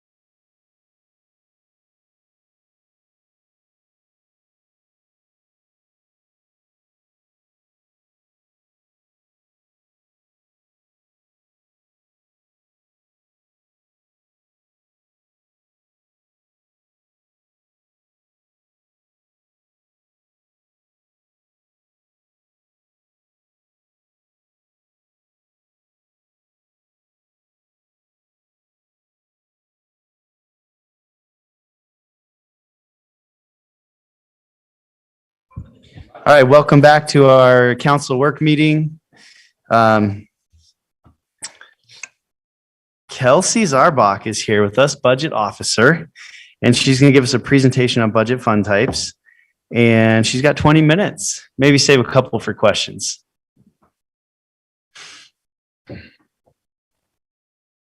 Welcome, Kelsey. I'll try to take less than 20 minutes. When I left the house this morning, I told my husband I was doing a presentation on budget fund types and his eyes glazed over. But I actually think they're awesome. Funds are great. And John Borgett would probably agree with me because they are the foundation of our government accounting and budgeting. And as you are all aware, tonight you will get the tentative budget placed in front of you for the first time for fiscal year 2023. And having an understanding of the fund types will really help you navigate the budget document. In fact, the whole purpose of this presentation is to help you understand funds so you can navigate the budget. So we're going to go through these 5 questions. What is a fund? What are the fund types? What are governmental funds? What are proprietary funds? And where can I learn more? Ooh, this is going to be good. No, this is good. You'll like it. Some of you may already know all this stuff, so just, nod and go along with it. So first of all, what is a fund?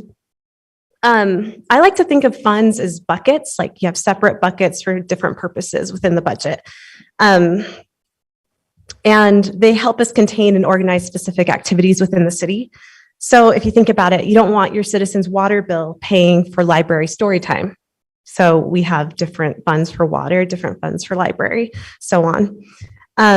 We also have a variety of funds that exist for different reasons. Some of those reasons include we have regulations and restrictions that are told to us we need to have a fund for this specific purpose. And so we have different funds, and some of them are because they make sense to us as a city, and then also because they're regulated in that way.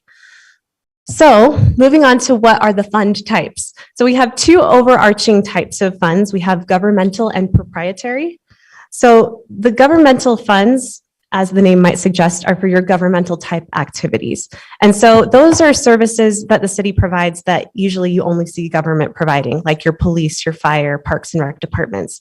Those are going to be housed in governmental funds. In contrast, for proprietary funds, those are for business type activities. And so, you have Rocky Mountain Power, they're a power utility. We have Provo Power housed within the city, which is more business type. And so that is a proprietary fund. We'll get into some of these specifics in the next few slides. So governmental funds, what are they?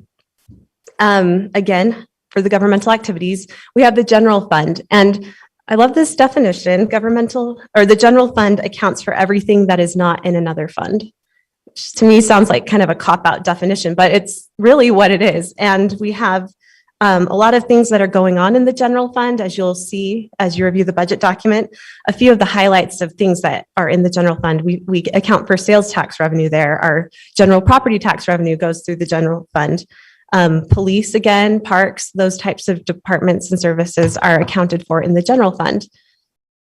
Special revenue funds, as the name might suggest, again, you have special revenues that are tied to activities. And so the library, we have a specific portion of property tax that people are paying that is designated only for the library. And so that library fund is where that revenue comes in, and then where the library activities are accounted for. We have our debt service funds. Again, they help us account for debt. We have a general debt service fund in the city, which is where we're accounting for the paying back our general obligation bonds for City Hall or for the rec center. So that's what you're going to be seeing our debt funds used for. And finally, with the governmental fund type, we have our capital projects funds. An example of that is our Parks and Rec CIP, Parks and Rec Capital Improvement Project Fund.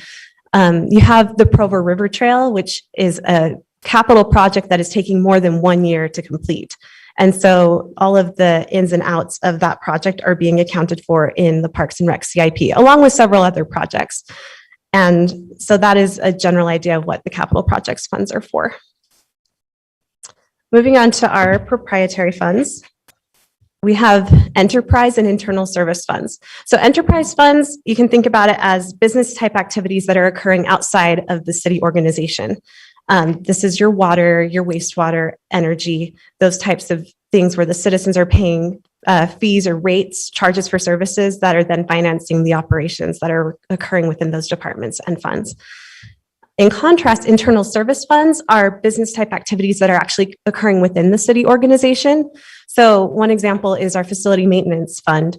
The light bulbs went out in my office one time, and so I had to call Dick and say, hey, can you replace the lights in my office, right? And he sent someone down to do that, but it wasn't free. Finance would get charged through chargebacks to pay facilities back for the light bulb and for the cost of labor. And so we have a few funds that are set up like that in the city. We have fleet, we have computer replacement, things like that that are kind of helping keep things equitable within the city for services that other departments are providing to other employees in the city. Kelsey, can I ask you a quick question on that? So on customer service, I understand how that might work with fleet and facility maintenance, but with customer service, how do we determine how departments utilize customer service and charge? Do we charge chargebacks for customer service as well? Yes. Well, I guess, yes, chargebacks help fund customer service. And is it a line it's item? often the utility billing aspect. So they're sending out the bills for energy and wastewater and water. And so that is how they're functioning as an internal service fund. So those enterprises pay, but what about like the library, for example? Oh, right. Yeah. Are I there don't believe the library is paying for customer service. I think it is specific to the departments that Just are the using the utilities. services. Okay. Is that right? Okay. Just making sure. Just wanted to clarify. Thank you. Yeah, that was a great question. Okay. So obviously funds are awesome. And if you want to dive deeper into them, there are some places in the budget book itself where you can do some more research. I'm going to just highlight 4 different areas. Okay. So first of all, the table of contents is actually going to be organized by fund type. So if you're just thinking one night as you're going through the budget book, like, what is the special revenue fund again? I cannot even remember what would be under that category. You can just flip to the table of contents and you'll see, oh yeah, justice court, emergency response, library, those are all special revenue funds. And then interestingly enough, if you're going to the beginning of those sections, when you go to the pages in the budget book, there's usually going to be a section that gives an overview of what a special revenue fund is or what a capital fund is. And so that's just kind of a good way to reorient yourself, help navigate through the budget book and know what the different fund types are. A second resource in the budget book is the functional unit matrix. It's basically a cross-reference between departments and funds.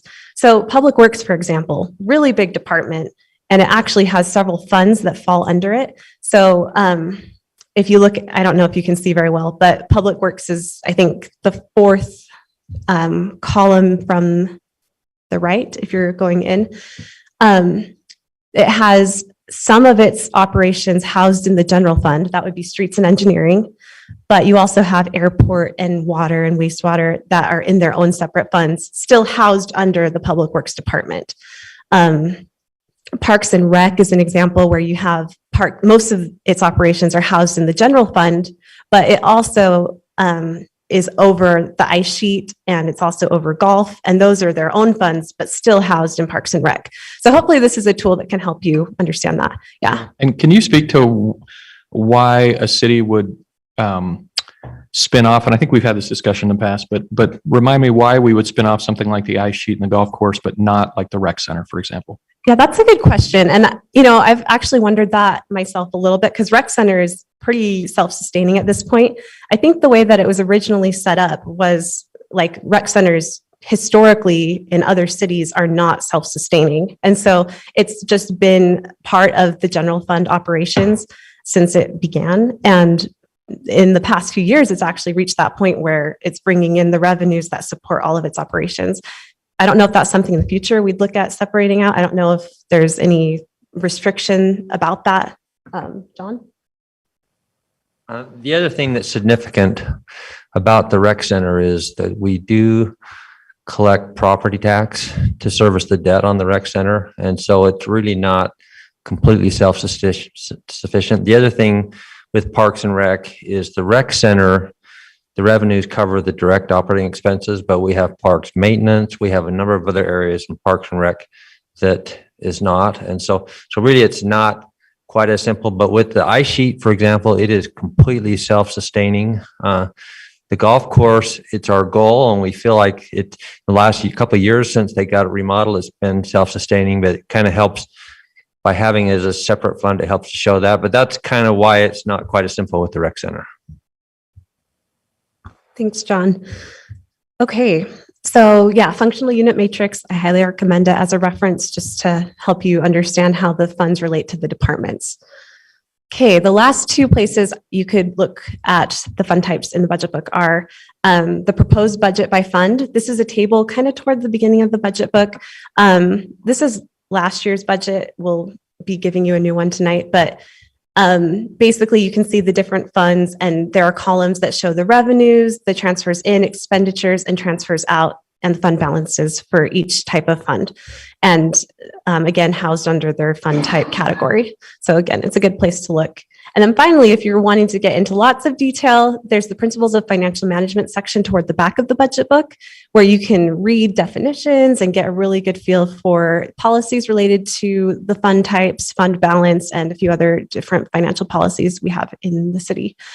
So that is basically fund types in a nutshell. I'm happy to answer questions, or, you know, as we go through the process, as questions come up, we can always come back to this.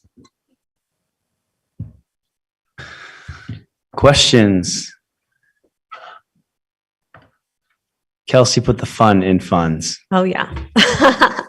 Well, thank you for your time. That joke was so bad that Counselor Ellsworth just decided to revoke her comment. She's like, you know what, I can't even go there. Okay. My wife's been telling me I'm cranky. She doesn't even have to tell me.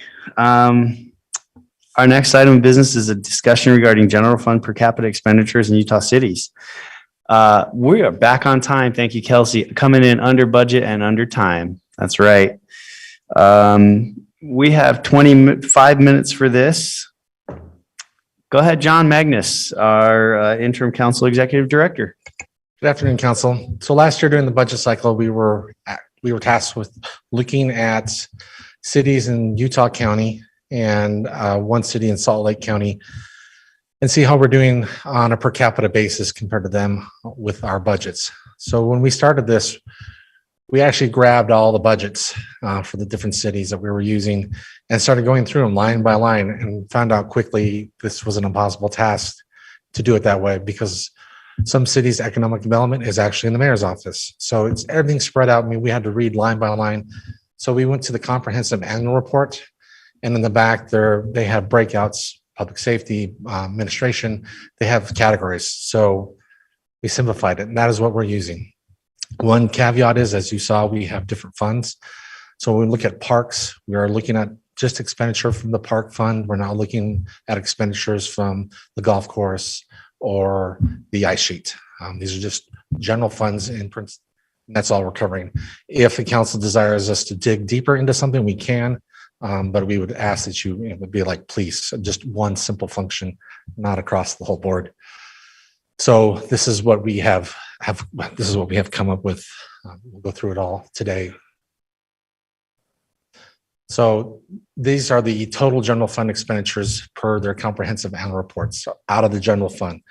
Basically, we took what their expenditures were, we got their population's numbers from the 2020 census, divided by how many people were, and this is what we came up with what we spent. So Provo spends $559.21 per resident on general fund operations. That's what it costs us. American Fork is $712. They're the highest, and Pleasant Grove is $345, and they're the lowest. So we're right in the middle with what we do with the general fund. We're not spending the most, we're not spending the least, but I think we get a pretty good bang for our buck for how we spend our money. John, can I stop you right there real quick? Can you just, was there something glaring about what Pleasant Grove does operationally that stood out as the reason why they spend so much less per person? I mean, is the city falling apart, or is there something that we can point to? Some of it has to do with what they have for the parks. Some of it has to do with their police, how they arrange their public safety. But we will go through category by category and you can see it. So this is just the overview of the general fund. Yeah. John, before you move on, let me ask the opposite question. Do you have any sense of why American Fork spends so much per capita? we'll have to look at the general fund. I started this. I was going line by line and I assigned it to the intern when I figured out how hard it was. I think I did 6 cities, and it really depends on how they structure their general fund and what they're putting into it. We don't put all of our public works in our general fund. We don't put all of our parks in our general fund. Some cities do. They're told all revenue goes into the general fund and all expenditures come out of the general fund, where we have enterprise funds, and the revenues and expenditures stay off the books out of the general fund. Like I said, if there is a section that you want us to dig into, we have the spreadsheets built. We can do that for you relatively quickly. John, would this look different if it were total revenue per citizen? I mean, what I'm trying to get at is our assumption that I feel like we've had for as long as I can remember, that we're kind of lower than other cities because we have so many nonprofits in the city, and that we're kind of hampered a little bit. But I'm just wondering if that, A, is it true, and B, would it be reflected in this in any way? We could look at it by revenue. General fund is supposed to be balanced at the end of the year. We'd also have to include our general fund balance to see where we are. We sit pretty high with our percentages on our general fund balance. So that would skew the data a little bit, but we could generate one pretty quickly if you wanted to look at the revenue side. It's just, I think it would be interesting to know which of these cities is generating more revenue per capita than the others, and understand a little bit about why that's the case. And if we're not where we want to be, what would it take to get there? We can get that done. We can get that done by the 17th. Okay, that would be very helpful. Thank you. We're getting our intern. We're getting a new intern next week, so we can feed them in. So this is the general government. This would be the mayor's office, the council office, economic development. These are kind of what fit in this category for us, and it's still the same. We're still running in the middle of the pack. We're not the most expensive. We're not the least expensive. So basically, this is what it's going to show through the whole thing, is that as far as Provo goes, we're doing very well on how much of the public's money we spend on our functions. John, I note that American Fork goes from nearly the largest in the prior graph to one of the smallest in this graph, which seems to underscore the fact that we're trying maybe an impossible task, because they allocate things to different funds in different ways. So we're really not doing apples to apples. Right. We're doing as best we can, getting apples to apples. So it's like, and it's difficult because we have to go through a lot of information to figure it out. American Fork is a smaller city than us. So its administrative side will be smaller than ours and therefore cheaper to run. But like I said, what it really comes down to is how the public works and how parks are funded. Cemeteries in some of these cities are actually run through their general funds also. So since our cemetery is set aside, it's not included. So we can pull these things apart if you want to see it. This is our first kind of high level overview to show you where we are generally with the general fund. If there's areas that you really want us to dive into, we can definitely dive into it using their actual budget documents and going through the line by line. Public safety, you'll notice the cost, we're up there in public safety, but we're right in the ballpark with everybody else. So public safety for the comprehensive annual report has to do with police, fire, and our 911 call center. That's included in all of that. This is not a per capita number, or it is? It is a per capita number. Per citizen? Per citizen. Okay. And some of them contract out with other cities for their 911 operations. Some of them contract with the cities for their actual police. Some contract out for fire. So depending on how they're doing it, that's the difference between it. All of ours, we do ourselves. We don't contract anything out. So we would expect it to be higher than other cities. Do you know if Draper and West Jordan are part of Unified? It's okay if you don't. They're both independent? I think the only one is part of the Unified. I don't think anybody's part of Fire is Eagle Mountain, if I remember right. they contract back with. And then I think for police, Saratoga Springs does the police work for that little city just north of them in Salt Lake County. Bluffdale? No, it's just south of Riverton. Can't think of it right now. Trying to break. It was really weird to see all these kind of machinations when you're looking through all our budgets. Gotcha. Thanks. Public service. This is our public works side of everything. Again, this is skewed because we have enterprise funds for public works. So we send stuff out to public works that doesn't hit our general funds. So this is part of the why this happens this way. All in all, we do very well with what we have. We don't spend a lot of money on this. As Councilor Whipple was saying, that we don't do our sidewalks fast enough. Some other cities do, but again, when we make the presentation on our tax rates, you'll see where we're standing too. Community revitalization. This is basically money we spend through community development and the RDA. Again, where are we? Middle of the pack. We're not way out in front. We're not the bottom. Saratoga Springs and Smash Fork, they don't have anything that shows up on these budget lines. Culture and recreation. This is our Parks and Rec.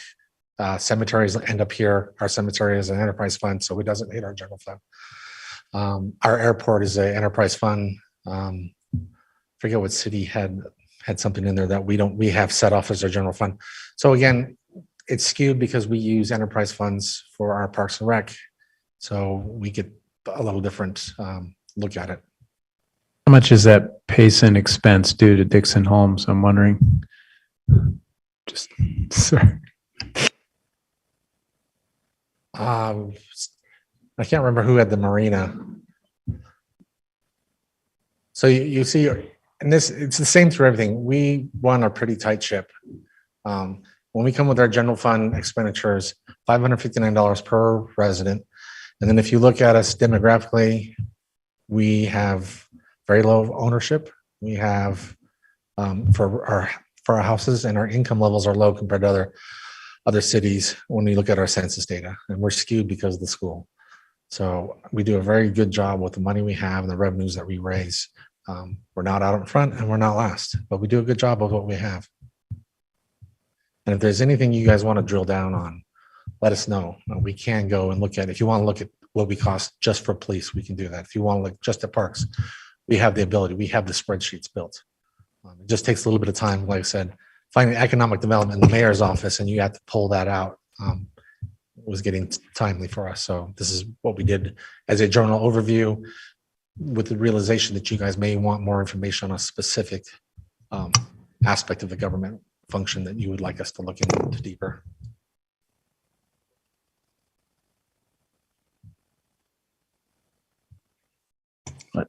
I just want to reiterate what George said. I'd love to see this per capita for revenue. When we can get that done by the 17th.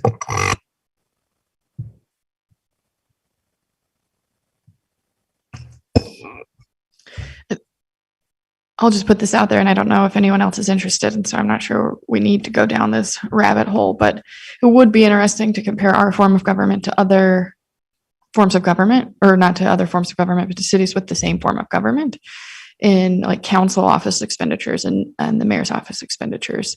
It would just be an interesting study, but I don't really want to ask you for that because I know you guys are busy, but it would, we try to keep, well, this one we were doing Utah County, but with that one, we'd have to look outside of Utah County at the other 4 big cities that have our style of government and see how they function. Which one? West Jordan has our form of government now, but that's just within the last couple of years. And then,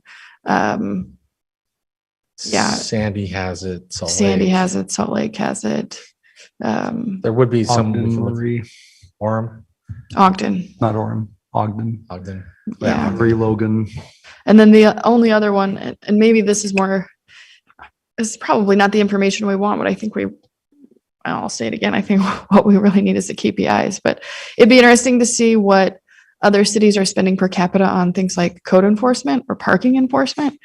And I don't know about Pleasant Grove having a parking enforcement problem, but like if we compared that with a Salt Lake City, then we might say, oh shoot, maybe this is why we have so many parking issues, because we're spending half as much per capita as Salt Lake City. But that might be something we just consider in committees instead of this process. We have the spreadsheets built now, so it would be anything you guys want. It'd be much quicker and easier, so long as we're doing it on a specific function, so we can go through and pull that function out. Trying to do it on these generalities is very hard because you're trying to make decisions on where this actually should fit. Councilor Whipple. So my question is about the source of some of these funds. Like, do we know for these different cities how much they're able to pull in from federal funds and things like that? Because I know it can be really hard for small cities to even come close to supporting themselves on their own tax base and things like that. So what I'm curious about is how much of the spending of these cities is from funds they generate themselves, and how much is it that they're able to pull in and funnel through to their citizens?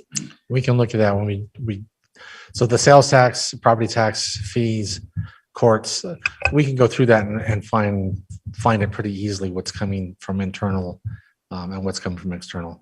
Okay, I like that you said you could find that easily. I don't want to give you crazy, crazy task. Yeah, we can get that done by the 17th. We'll probably drop 1 or 2 cities out just to make it a little easier and cleaner for us. Thank you for your time. That's it, John, huh? Very interesting to see.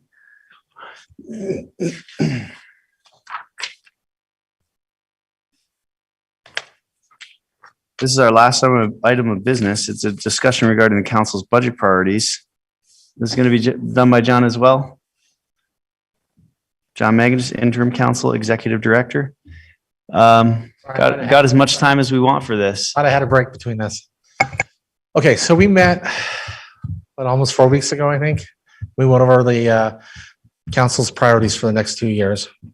Some of those were policy issues. We're not talking about those today. And some of them were budgetary issues. And those are the ones we're talking about today. Some of you had asked, I know Councilor Whipple had asked about the bathrooms. That is in the master park plan, so we didn't really address that one currently. And then Mr. Fillmore had asked me about the other plans, the gateway plans, the rivers and lake and foothills, and canyons and foothills. I'm trying to remember well. Those have been, the funds have been allocated for those. We did that last year in that last budget cycle, in the last budget cycle. So those are done. That's why they're not appearing on the list today. And some of the other stuff is a policy issue. So we're not covering those. We will cover those as soon as the budgets are done. We'll bring all those policy issues back up for you. So these are the areas. We have housing, public safety, governmental administration, parks and rec, and public works, transportation, and natural resources. This is the kind of what we've dug out of those conversations we had with you, the meeting. So housing, this one was pretty straightforward, and this was kind of unanimous for the council. Housing inventory audit, the council feels like there should be, to do housing work, to do the accessory dwelling units, to do our zoning, just to see what we have in the city, what kind of housing we have, where it's at, single family versus apartment.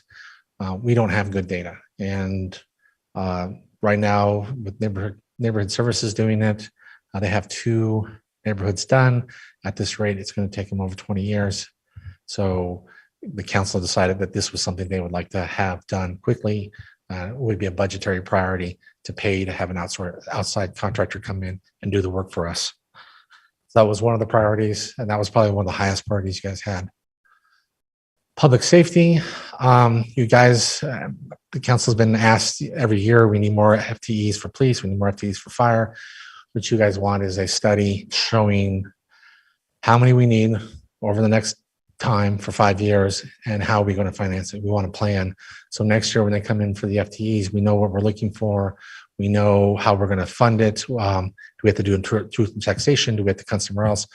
How are these FTEs going to be funded? Because every year we are asked for more FTEs. I just wanted to add something. I talked to Chief Ross about this additional police officer for student safety.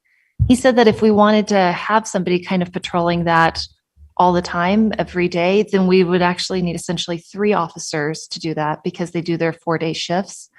And that way you could have that kind of continuous coverage. So know that if your goal is to always have someone there, we're asking for 3 officers and not 1. That leads us to the public safety around BYU. There was a discussion about possibly getting more patrols around BYU in the morning and the evening when students are coming and going to class. That was something you guys has to look at. So that would be an additional FTEs in the fire department or the police department to cover that. And the other thing that was mentioned was the street lighting. You would like more lighting in that neighborhood for safety reasons.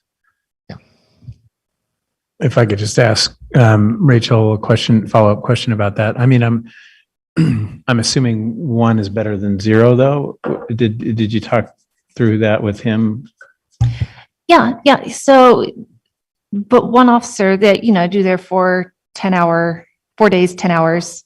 And so it would just be if you assign 1 guy to do it, or if you switch them out so that 1 person is hitting it. It's different than trying to work that into somebody else's beat, right? Right. So yeah, I just remember him saying the question is if you want dedicated right. support there. I just remember him saying that the power of disincentive that it can create to have, even if they don't always see the police officer, that they know that they have seen one recently or they saw one yesterday, that still might be impactful. But maybe we can get more information from him on that if he's feeling like, well, if you're only going to go with 1, it's almost not worth it. No, he didn't say that. Okay. And he's happy to accommodate our goals in this, but the question is, what was our goal? Okay. Well, my goal is to, help students feel more safe and to reduce crime in that area. And my understanding was that the physical presence and visibility of a police officer in that area more frequently than is available now, which is not very much at all, would go a long way to help with that. But I don't really have a clear sense of exactly what that might have to mean. My recollection was that the chief was talking about 1 officer initially. We're not talking about 24 hours a day, right? We're just talking about, 6 to 2 in the morning or something like that. The critical hours, dark, evening hours, right? Well, again, the question was, what did we want? Like, if we only wanted a patrol during certain times, then you can accomplish that with fewer officers. If you always want an officer going around BYU, that's 3 officers. I wonder if it wouldn't be helpful, and I don't know who, maybe Wayne could communicate this or you could communicate this directly to the chief, but he had said that he had not had time yet to look through the data about crime in that area, although it was well known that that area had a high level of petty theft. And so, but he seemed to indicate that if he had more information, or if we already have that information, it would help to determine, what hours and what location would be the most helpful. So I don't know if it would be helpful to maybe get a picture from him. If 1 officer is what we can allocate for now, what would that do the majority of what we want to accomplish?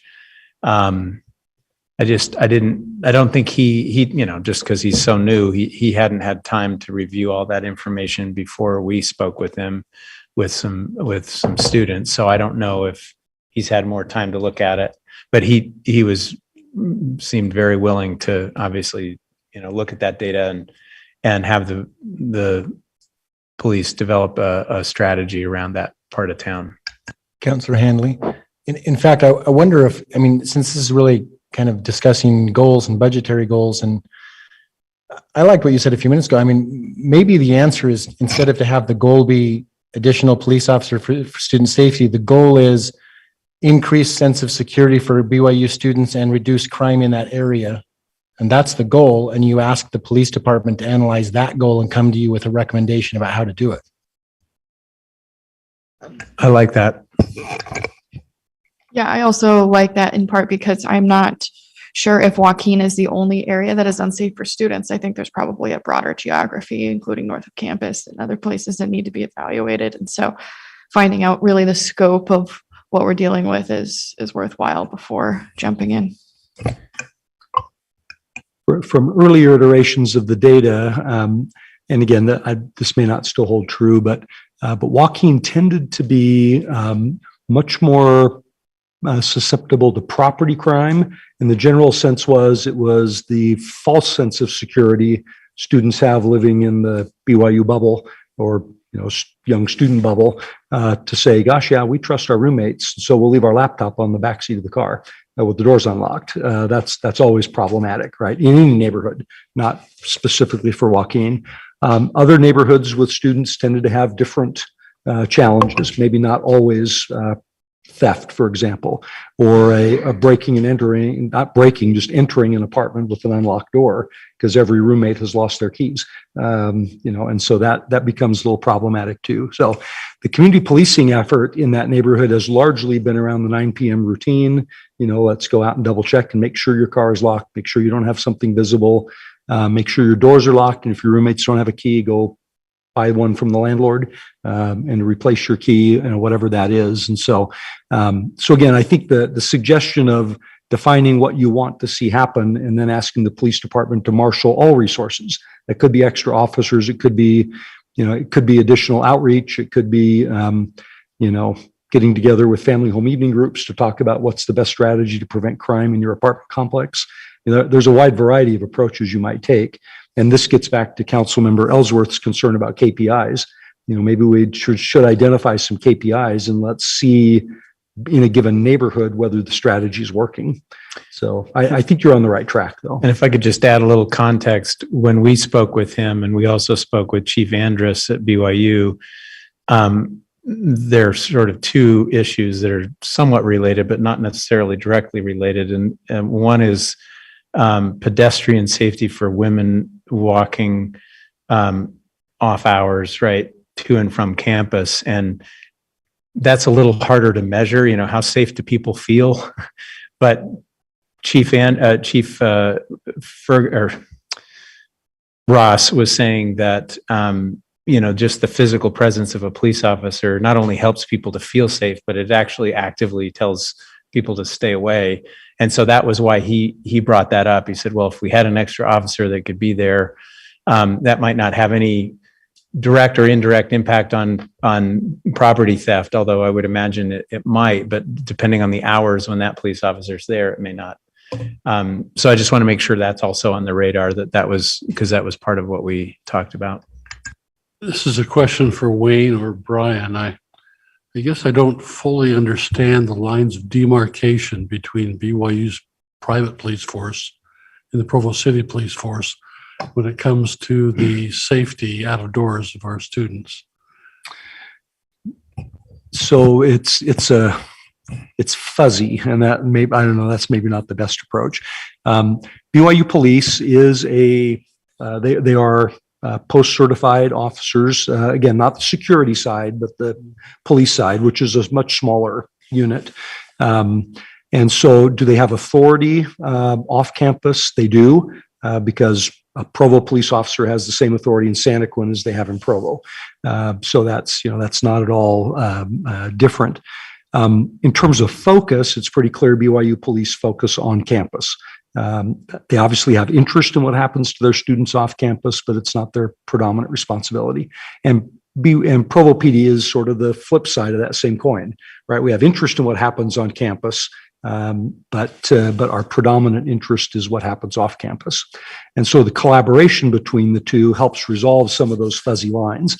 And that's why they spend a lot of time doing that. But I think it's, fuzzies maybe, it's a term of technical That's consideration. good a word as I could come up with. Yeah, that's right. It's about as good a word as I could think of. But so the lines are a little bit blurred, but I think rather than feeling like we have gaps between the lines, they tend to overlap more just because of the level of collaboration that occurs between the two departments. So two principles out of this, maybe. One is that if any officer sees a crime being committed, yes, they can deal with it on or off campus. That's right? correct.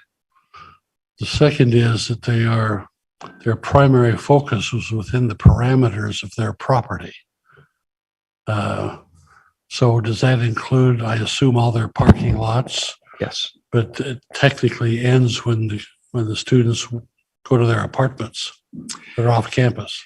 Yeah, again, and I would hesitate to draw too stark a line. I think we need to think of it more of an ecosystem in which, you have different areas of focus, but as opposed to having people fall between the cracks where the lines are, we hope to overlap where the lines are and actually provide better support. Well, that's where I'm headed. As we have this dialogue with Chief Ross, it seems to me that we ought to rope in BYU police chief to say, how can we synergize in terms of patrol routes and times and all that to optimize the visibility of police cars? Well, this is another one where, as we think about KPIs, and we talked earlier about a comprehensive citizen survey and trying to come up with funding to do more of those. I mean, it would be really nice, and you can break those out geographically, and so you could test. How do residents of North Joaquin feel about their safety compared to residents in Mazer or compared to residents in Provo South? And so again, there are some advantages to having a comprehensive measuring tool that you do every year or two that lets you track those trends in terms of perception. Now, we can certainly track crime rates, and we have all those by address. You can get online and see the last 30 days of every police call in Provo, and what the call was about. And so there are lots of ways we can try to access the data that might be helpful. And just to let you know, we met with both chiefs, we being Shannon and I and some students. And it was very clear that they were very willing to cooperate with one another, but because Chief Ross was relatively new, they hadn't done all of the sit down to work out some of that coordination a little better. But they were both very responsive and willing to identify ways to improve. We talked with Chief Andrus, for example, about improved signage, about safety practices and improved communication to students in their apartments when they're off campus about what to do, what not to do. And that seemed to be something that the two chiefs wanted to talk together about. I mean, it got a little bit to the point where I was like, okay, I'm a city council member, I'm a legislator. I feel like maybe this is getting beyond my purview here, unless there are policy issues about increasing funding for lighting or increasing funding for officers. But hopefully the administration can kind of keep an eye on that conversation to make sure it goes forward. But they did seem to be wanting to get on the same page.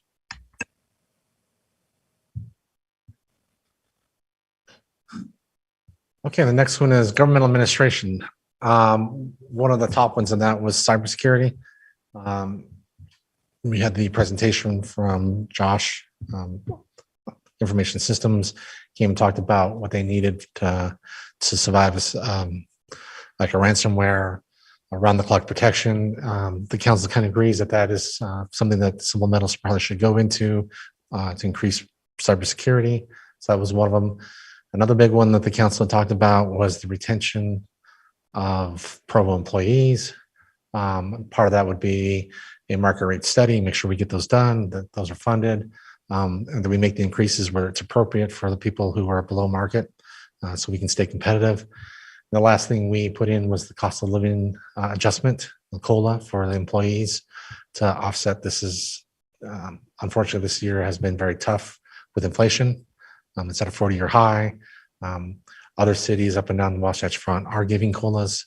So to stay competitive, that would be one thing that we definitely need to look at and fund as a COLA for our employees so we can stay competitive and we can keep them and make sure they're not being pilfered by other cities that are offering better salaries and wages.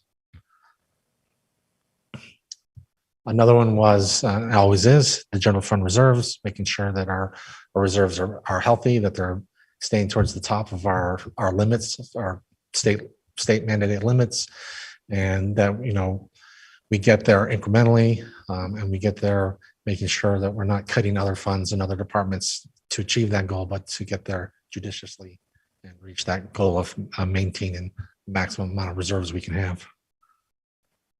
The regional sports park came up.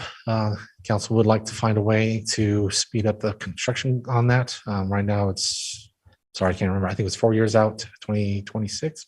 Wayne, do you remember? When's the construction? 2026. So is there a way to fund it in the next 2 years, 2024? That would be, it's beyond our general fund abilities, but it was something you can look at through the ARPA funds, or if there's other grants or other loan grants out there we could get. Yeah. Question, John. Yeah. Maybe this is for George. This Rock Canyon master plan, I saw your email that it's a few years old. Was there a price tag put on that? I don't remember exactly what the price tag was, to be honest. The biggest, there were a couple of pricey items on it. One was a roundabout at the parking lot. Another was an expansion of the parking lot. I think the lower cost items were, improved signage, some ecological restoration, trail improvement and maintenance. So it's primarily traffic and parking. There was also, and some improvement and reconstruction of some of the facilities there. There's an amphitheater there that doesn't really function very well. And so they were going to get rid of that and create a different kind of space there for gatherings. It was going to be a little bit more of an educational effort with signage about plants and animals and safety and so on. I do recall it was a handful of $1 million, but I think I said something like 5 on the email, but I wasn't entirely Really sure. that much? There were several phases. Yeah. I think they are, as I understand it, they are looking at applying for grants to help with that. So it's not necessarily something that has to be entirely out of our own pocket. But I mentioned the fact that, the city invested a significant amount of money years ago to save the canyon from some mining deed that was being used by somebody to pull rock out of Rock Canyon. Then citizens organized and fundraised to buy conservation easement on 17 acres that are at and adjacent to the mouth of the canyon at a much more reasonable price. This was a family that wanted to put it in safe hands and didn't want to make a lot of money off of it, but wanted to make sure it didn't get developed. And the city paid for, I think it was $125,000, and the citizens raised another $125,000 to make it to $250,000 for the purchase of that property, which was very reasonable. I remember. Anyway, so there's been, and the citizens are ready and eager to help. We've done several service projects. We got one coming up this Saturday with Slate Canyon to do a bunch of cleanup and trail maintenance and trail improvements. So it's weighing on my mind because the citizens are showing so much energy and so much willingness to be a part of the solution. And I'm worried that they're going to get really frustrated that, we funded the plan, and that now the plan is, I think it's close to 5 years old, and we haven't moved on it. And we're waiting to have the Slate Canyon plan revised as a result of the purchase of the property that we made last year or so. Yeah, that was my next question, John. Should we have the Slate Canyon master plan on this list as well? Is that a priority for us? Well, I had is. mentioned both. My personal preference is, well, it's not so much a preference. It's just a matter of until we get the Slate Canyon master plan revised, it's not clear exactly what step 1 is going to be, what step 2 is going to be, and what the costs are going to be. But we already have that with Rock Canyon. So there's apples and oranges, though. I understand your priority for implementation on Rock Canyon. Yeah. I'm saying the plan itself ought to be a priority for Slate Canyon. Yeah. Right now, the other question if you'd add that, John, the other question I had for you, George, I saw something a little while back that there is technically no public access to Little Rock Canyon. Is that right? I think that's right. I think there was, well, that's a conversation from some time ago. I mean, There was, there's a donkey path, yeah. but I don't think it's public land or anything. There certainly has never been an effort to improve that. But it's an interesting canyon. It's more arduous hiking, but That might actually be on the trails plan that we just looked at, and I'm not remembering. I know that some folks from Conserve Utah Valley were in conversation with Isaac Paxman to determine several public access points on the Bonneville shoreline that needed to be more formally designated. And I recalled that that was one of them, but I know there was some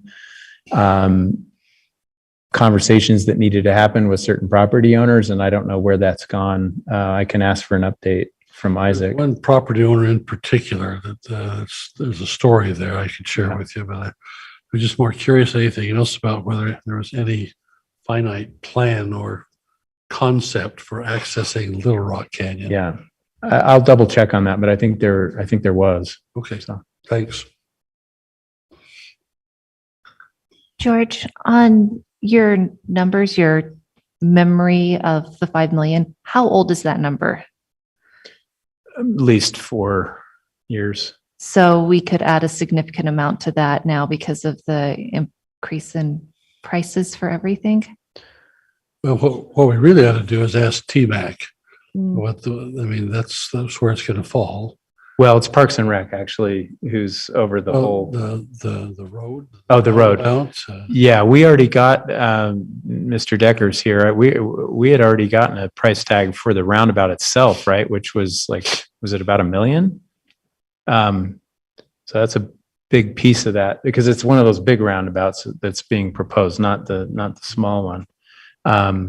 But if it's helpful to the council, if we could just maybe double check with Doug Robbins, will know the numbers pretty readily in terms of prices. And I'm thinking we could maybe do that in phases. The first phase being the roundabout and the roadway and parking. That's kind of essential to get it going. I would propose that we add advancement or planning for Slate Canyon to this list and then just get it back to staff and they can work with the departments to get some numbers associated with this because we don't know what those numbers are. And I think we can have a more productive conversation with more information the next time. So then the other big thing with Public Works, the culinary water treatment facility and the aquifer ground storage, all of this kind of all goes hand in hand. You guys discussed it quite a bit, how it would be beneficial to us. We wouldn't be dependent on another agency for our culinary water. After we do this, we can actually inject our water into the groundwater for storage, and we can pull it back out when we need it. That came out high on the priority list. That had a big price tag. Even though it makes the priority list for you, that would be something that you'd be more directing towards ARPA funds, or if they can find other grants. If they need matching funds, ARPA funds would be perfect for this. So that's why this one made it on the list. And then one other thing you guys had was increased funding for sidewalk repair. You guys all did talk about that, especially the safe routes, and seeing if there's a way to increase that line item in Public Works budget to increase the number of, how much sidewalk they can repair every year. Transportation, we talked about the traffic circles, Lake Canyon and the intersection of 1450 East and North Temple. Again, this is probably going to go into the CPI the CPI capital improvement plans. So it's still a priority for the council. That's why it's on there. They're expensive. This is a long-term kind of budgetary item that you want them to look at and figure out how to fund it in the future. Just to clarify, approximately $500,000 per circle. And the TMAC and the engineering is looking at 2 traffic circles there. It's a huge public safety issue. That street is just a straight shot. It's a racetrack. and you've got cars lined up on both sides, right? And so little kids darting in and out, basketballs bouncing into the street, whatever. It's got to be a high priority. They've been clamoring for this for years. And that's why we have it in our budget priorities document. What's going to happen is we're actually going to draft a letter. We do it every year, submit it to the mayor that this is the council's budget priorities. And they take that to account on the final version of the budget. It's already designed, by the way. It's just a matter of funding it. Yeah, I think one thing that we need to discuss is the relationship between Slate Canyon Drive and Slate Canyon Park, because the properties that Provo City owns are on both sides of that street. And so what we don't want is kids playing at the park and then some kind of pedestrian auto accident. And so we need to consider traffic calming measures when the park is built, at the earliest stages of the park being built, because it's a non-starter to have a park and have a racetrack next to it. Just make a quick note on this one, maybe an asterisk for transportation, and that is that a few years ago when we talked quite a bit about Slate Canyon Drive, I asked Public Works for data on the most dangerous roads in Provo, and they keep an ongoing list of accidents and problems on different roads within Provo. I don't want us to derail their priority list based on we have our interpretation of what's most dangerous and what we hear about, from citizens, but I want them to follow a process of going to the most dangerous places first and taking care of those first. So.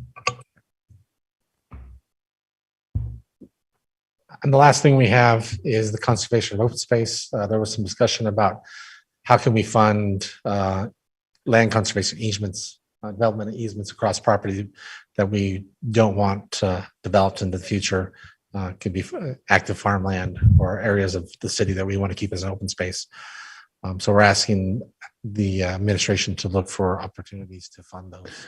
Could I just add some color on that, since I was the one who mentioned it? I just spoke with our agricultural commissioner, Sean Miller. There are 4 properties that are wanting conservation easements on the west side. And the Nature Conservancy has already kicked in some funds for previous properties. They're willing to kick in some more. The LeRae McAllister funds are being leveraged for this as well. We were very lucky that the state legislature allocated funds for that. We happen to be one of the primary, if the primary user of those funds in the state, which is important for us to recognize. But it does look like we may be a little bit short in being able to come up with all of the funds to preserve all of those properties. And I know it's a tricky thing, because if we get in the business of doing that regularly, we don't want to create expectations. We have done it before, where we've kicked in a modest amount of money for a conservation easement on the west side with the Provo River Delta restoration. The west side is just one area where we may be facing something like this. It's kind of an open question in my mind about whether or not this is something that, if we just had a little bit of modest money every year that we could, because sometimes what it helps to do is if a city says we'll throw $50,000 toward this, but that kickstarts other partners in the process and it sends a strong signal that the city is serious about it, maybe that helps. I don't pretend to have all the answers there. I just know that I got approached by Sean saying, hey, is there going to be any city money to help with this? And I said, we don't have any that we've ever allocated for this, but it's a conversation that we can have. And I just thought since we're talking about budget priorities, I would mention that, there are properties up South Fork Canyon, there are properties along the foothills, there are properties on the west side that are vulnerable, and we may not be the lone entity that can make the difference, but we may be able to be a partner in some cases. To give the example of the Rock Canyon that I just mentioned, right, where citizens raised half the money, but the city put up a reasonably modest amount of money, but not inconsequential of $125,000. So these things do come up. And I just feel like every time they come up, it's like we're kind of on our back heels wondering where in the world we're going to find this money. So I just thought I would put that out there as a discussion about what our priorities might be. Can I add to that? So I serve on what's currently called the Quality Growth Commission, which administers the Lee Ray McAllister Fund, and they've killed the Quality Growth Commission, and they're moving the Lee Ray McAllister Fund to be administered by a different state board that was just created. And so I'll learn more about that, I think, on Thursday. But the point being is that the funds that are administered by the Lee Ray McAllister Fund are very limited in terms of the actual cost for easements. And so Provo would be administering even less, I think, than the Lee Ray McAllister Fund per year.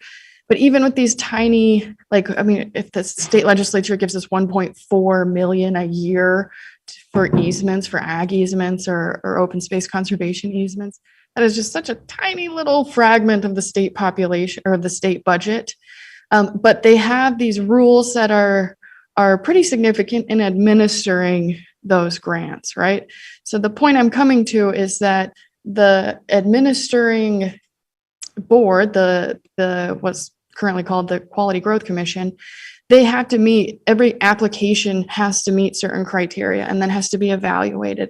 And then the Quality Growth Commission goes to the site to visit it. And so it's a pretty specific and thorough process for allocating a very small amount of money. And if Provo is going to set up a grant program with even less money, we also have to set up a program to administer that. So I just want you to be aware of the concept that we do have to assign very specific boundaries for parcels, for like filters and criteria that these parcels would be moved through. All of that to say, I don't think it's as simple as budgeting for this preservation of open space. I'm generally supportive of preservation of open space, but I think that there's a lot of work behind the concept. Kind of like the art committee. Yeah, and I would just say, let's get on it. Let's do what we need to do, because when you're in just hearing George talk about Rock Canyon and thinking about the benefit, obviously, to future generations that created, I'm all for us looking ahead and thinking ahead and trying to preserve some space.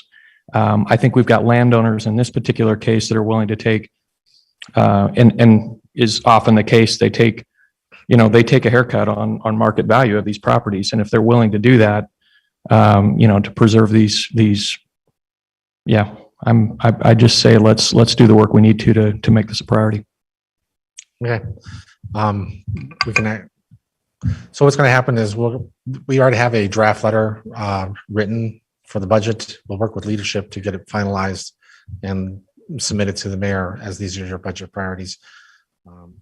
As far as land conservation easements, you can send that off to the Natural Resources Committee, and they can look at creating some kind of mechanism to use these funds and how we're going to use them and how to fund it as a policy issue, along with other stuff we're going to send to them. Just to give you a backdrop on the budget, I don't know if you guys heard, but this morning they announced that there's going to be a 5% COLA for employees. That is a big bite out of the general fund. And it's a 5% COLA for the employees across the board. That's the proposal. Yeah, that's the proposal. That is a big bite out of our general fund. There's also about $1.5 million in it for the airport for the expansion. That's another big chunk out of the general fund. So we're not playing with a lot of funds this year to move around. So some of your priorities may have to use ARPA funds, or if we have some legacy CI funds for one-time use, those are other areas you can look at.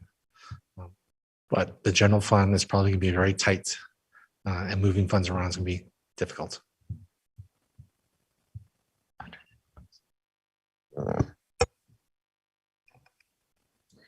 During COVID, was there a raise the last couple of years? There's only been merit raises for people who are not capped out. And merit raises are about 2.5%. Explain capped out. So if you reach the top of your pay scales you're done unless there's a COLA or there's a market rate study. And the market rate shows that those pay ranges 5% out, then you can get a raise again. But if you are capped, if you've reached the top of your step, then you're done until there's either a COLA or a market study. And they did do a market study, and it is going to affect quite a few people too. The market study is going to move people up. So.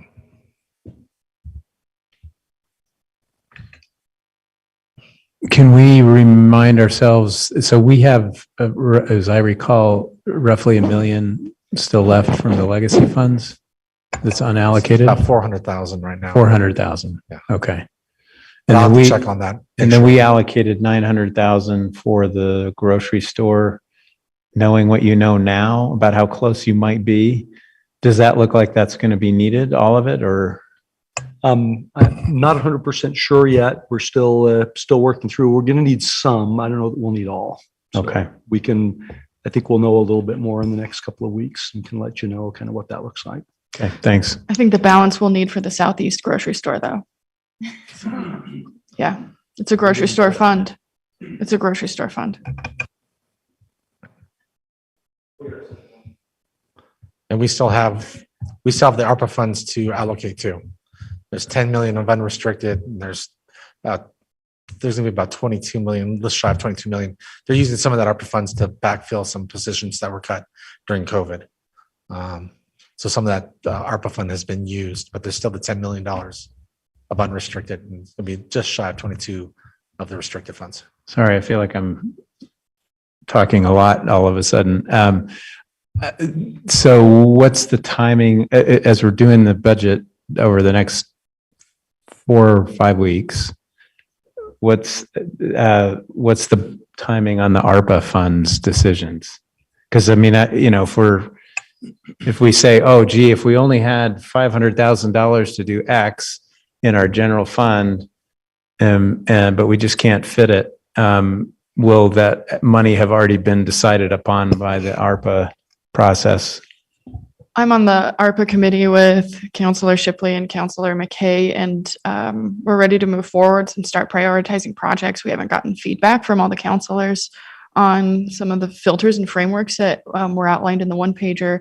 So as soon as you do that, then, I mean, if you want to do that, if you're not going to do it, don't do it. Oh, I mean, George, I'm not saying you specifically. You got me George. yours. You give me your. I did mine already. I'm not. I did my homework. This is a general you. It's a general you, but we're ready to move forward. Okay. And so then we can start having these exact conversations. So it's roughly it's simultaneous, right? Right. And the administration, we're waiting to hear back from the administration too.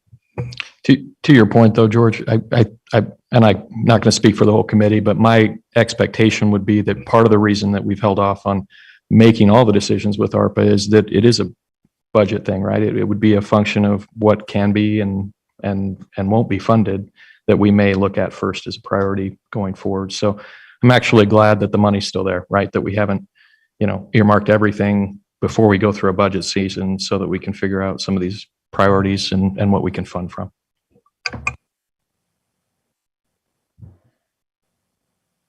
With that, I am done and dinner's upstairs. Yeah. Okay.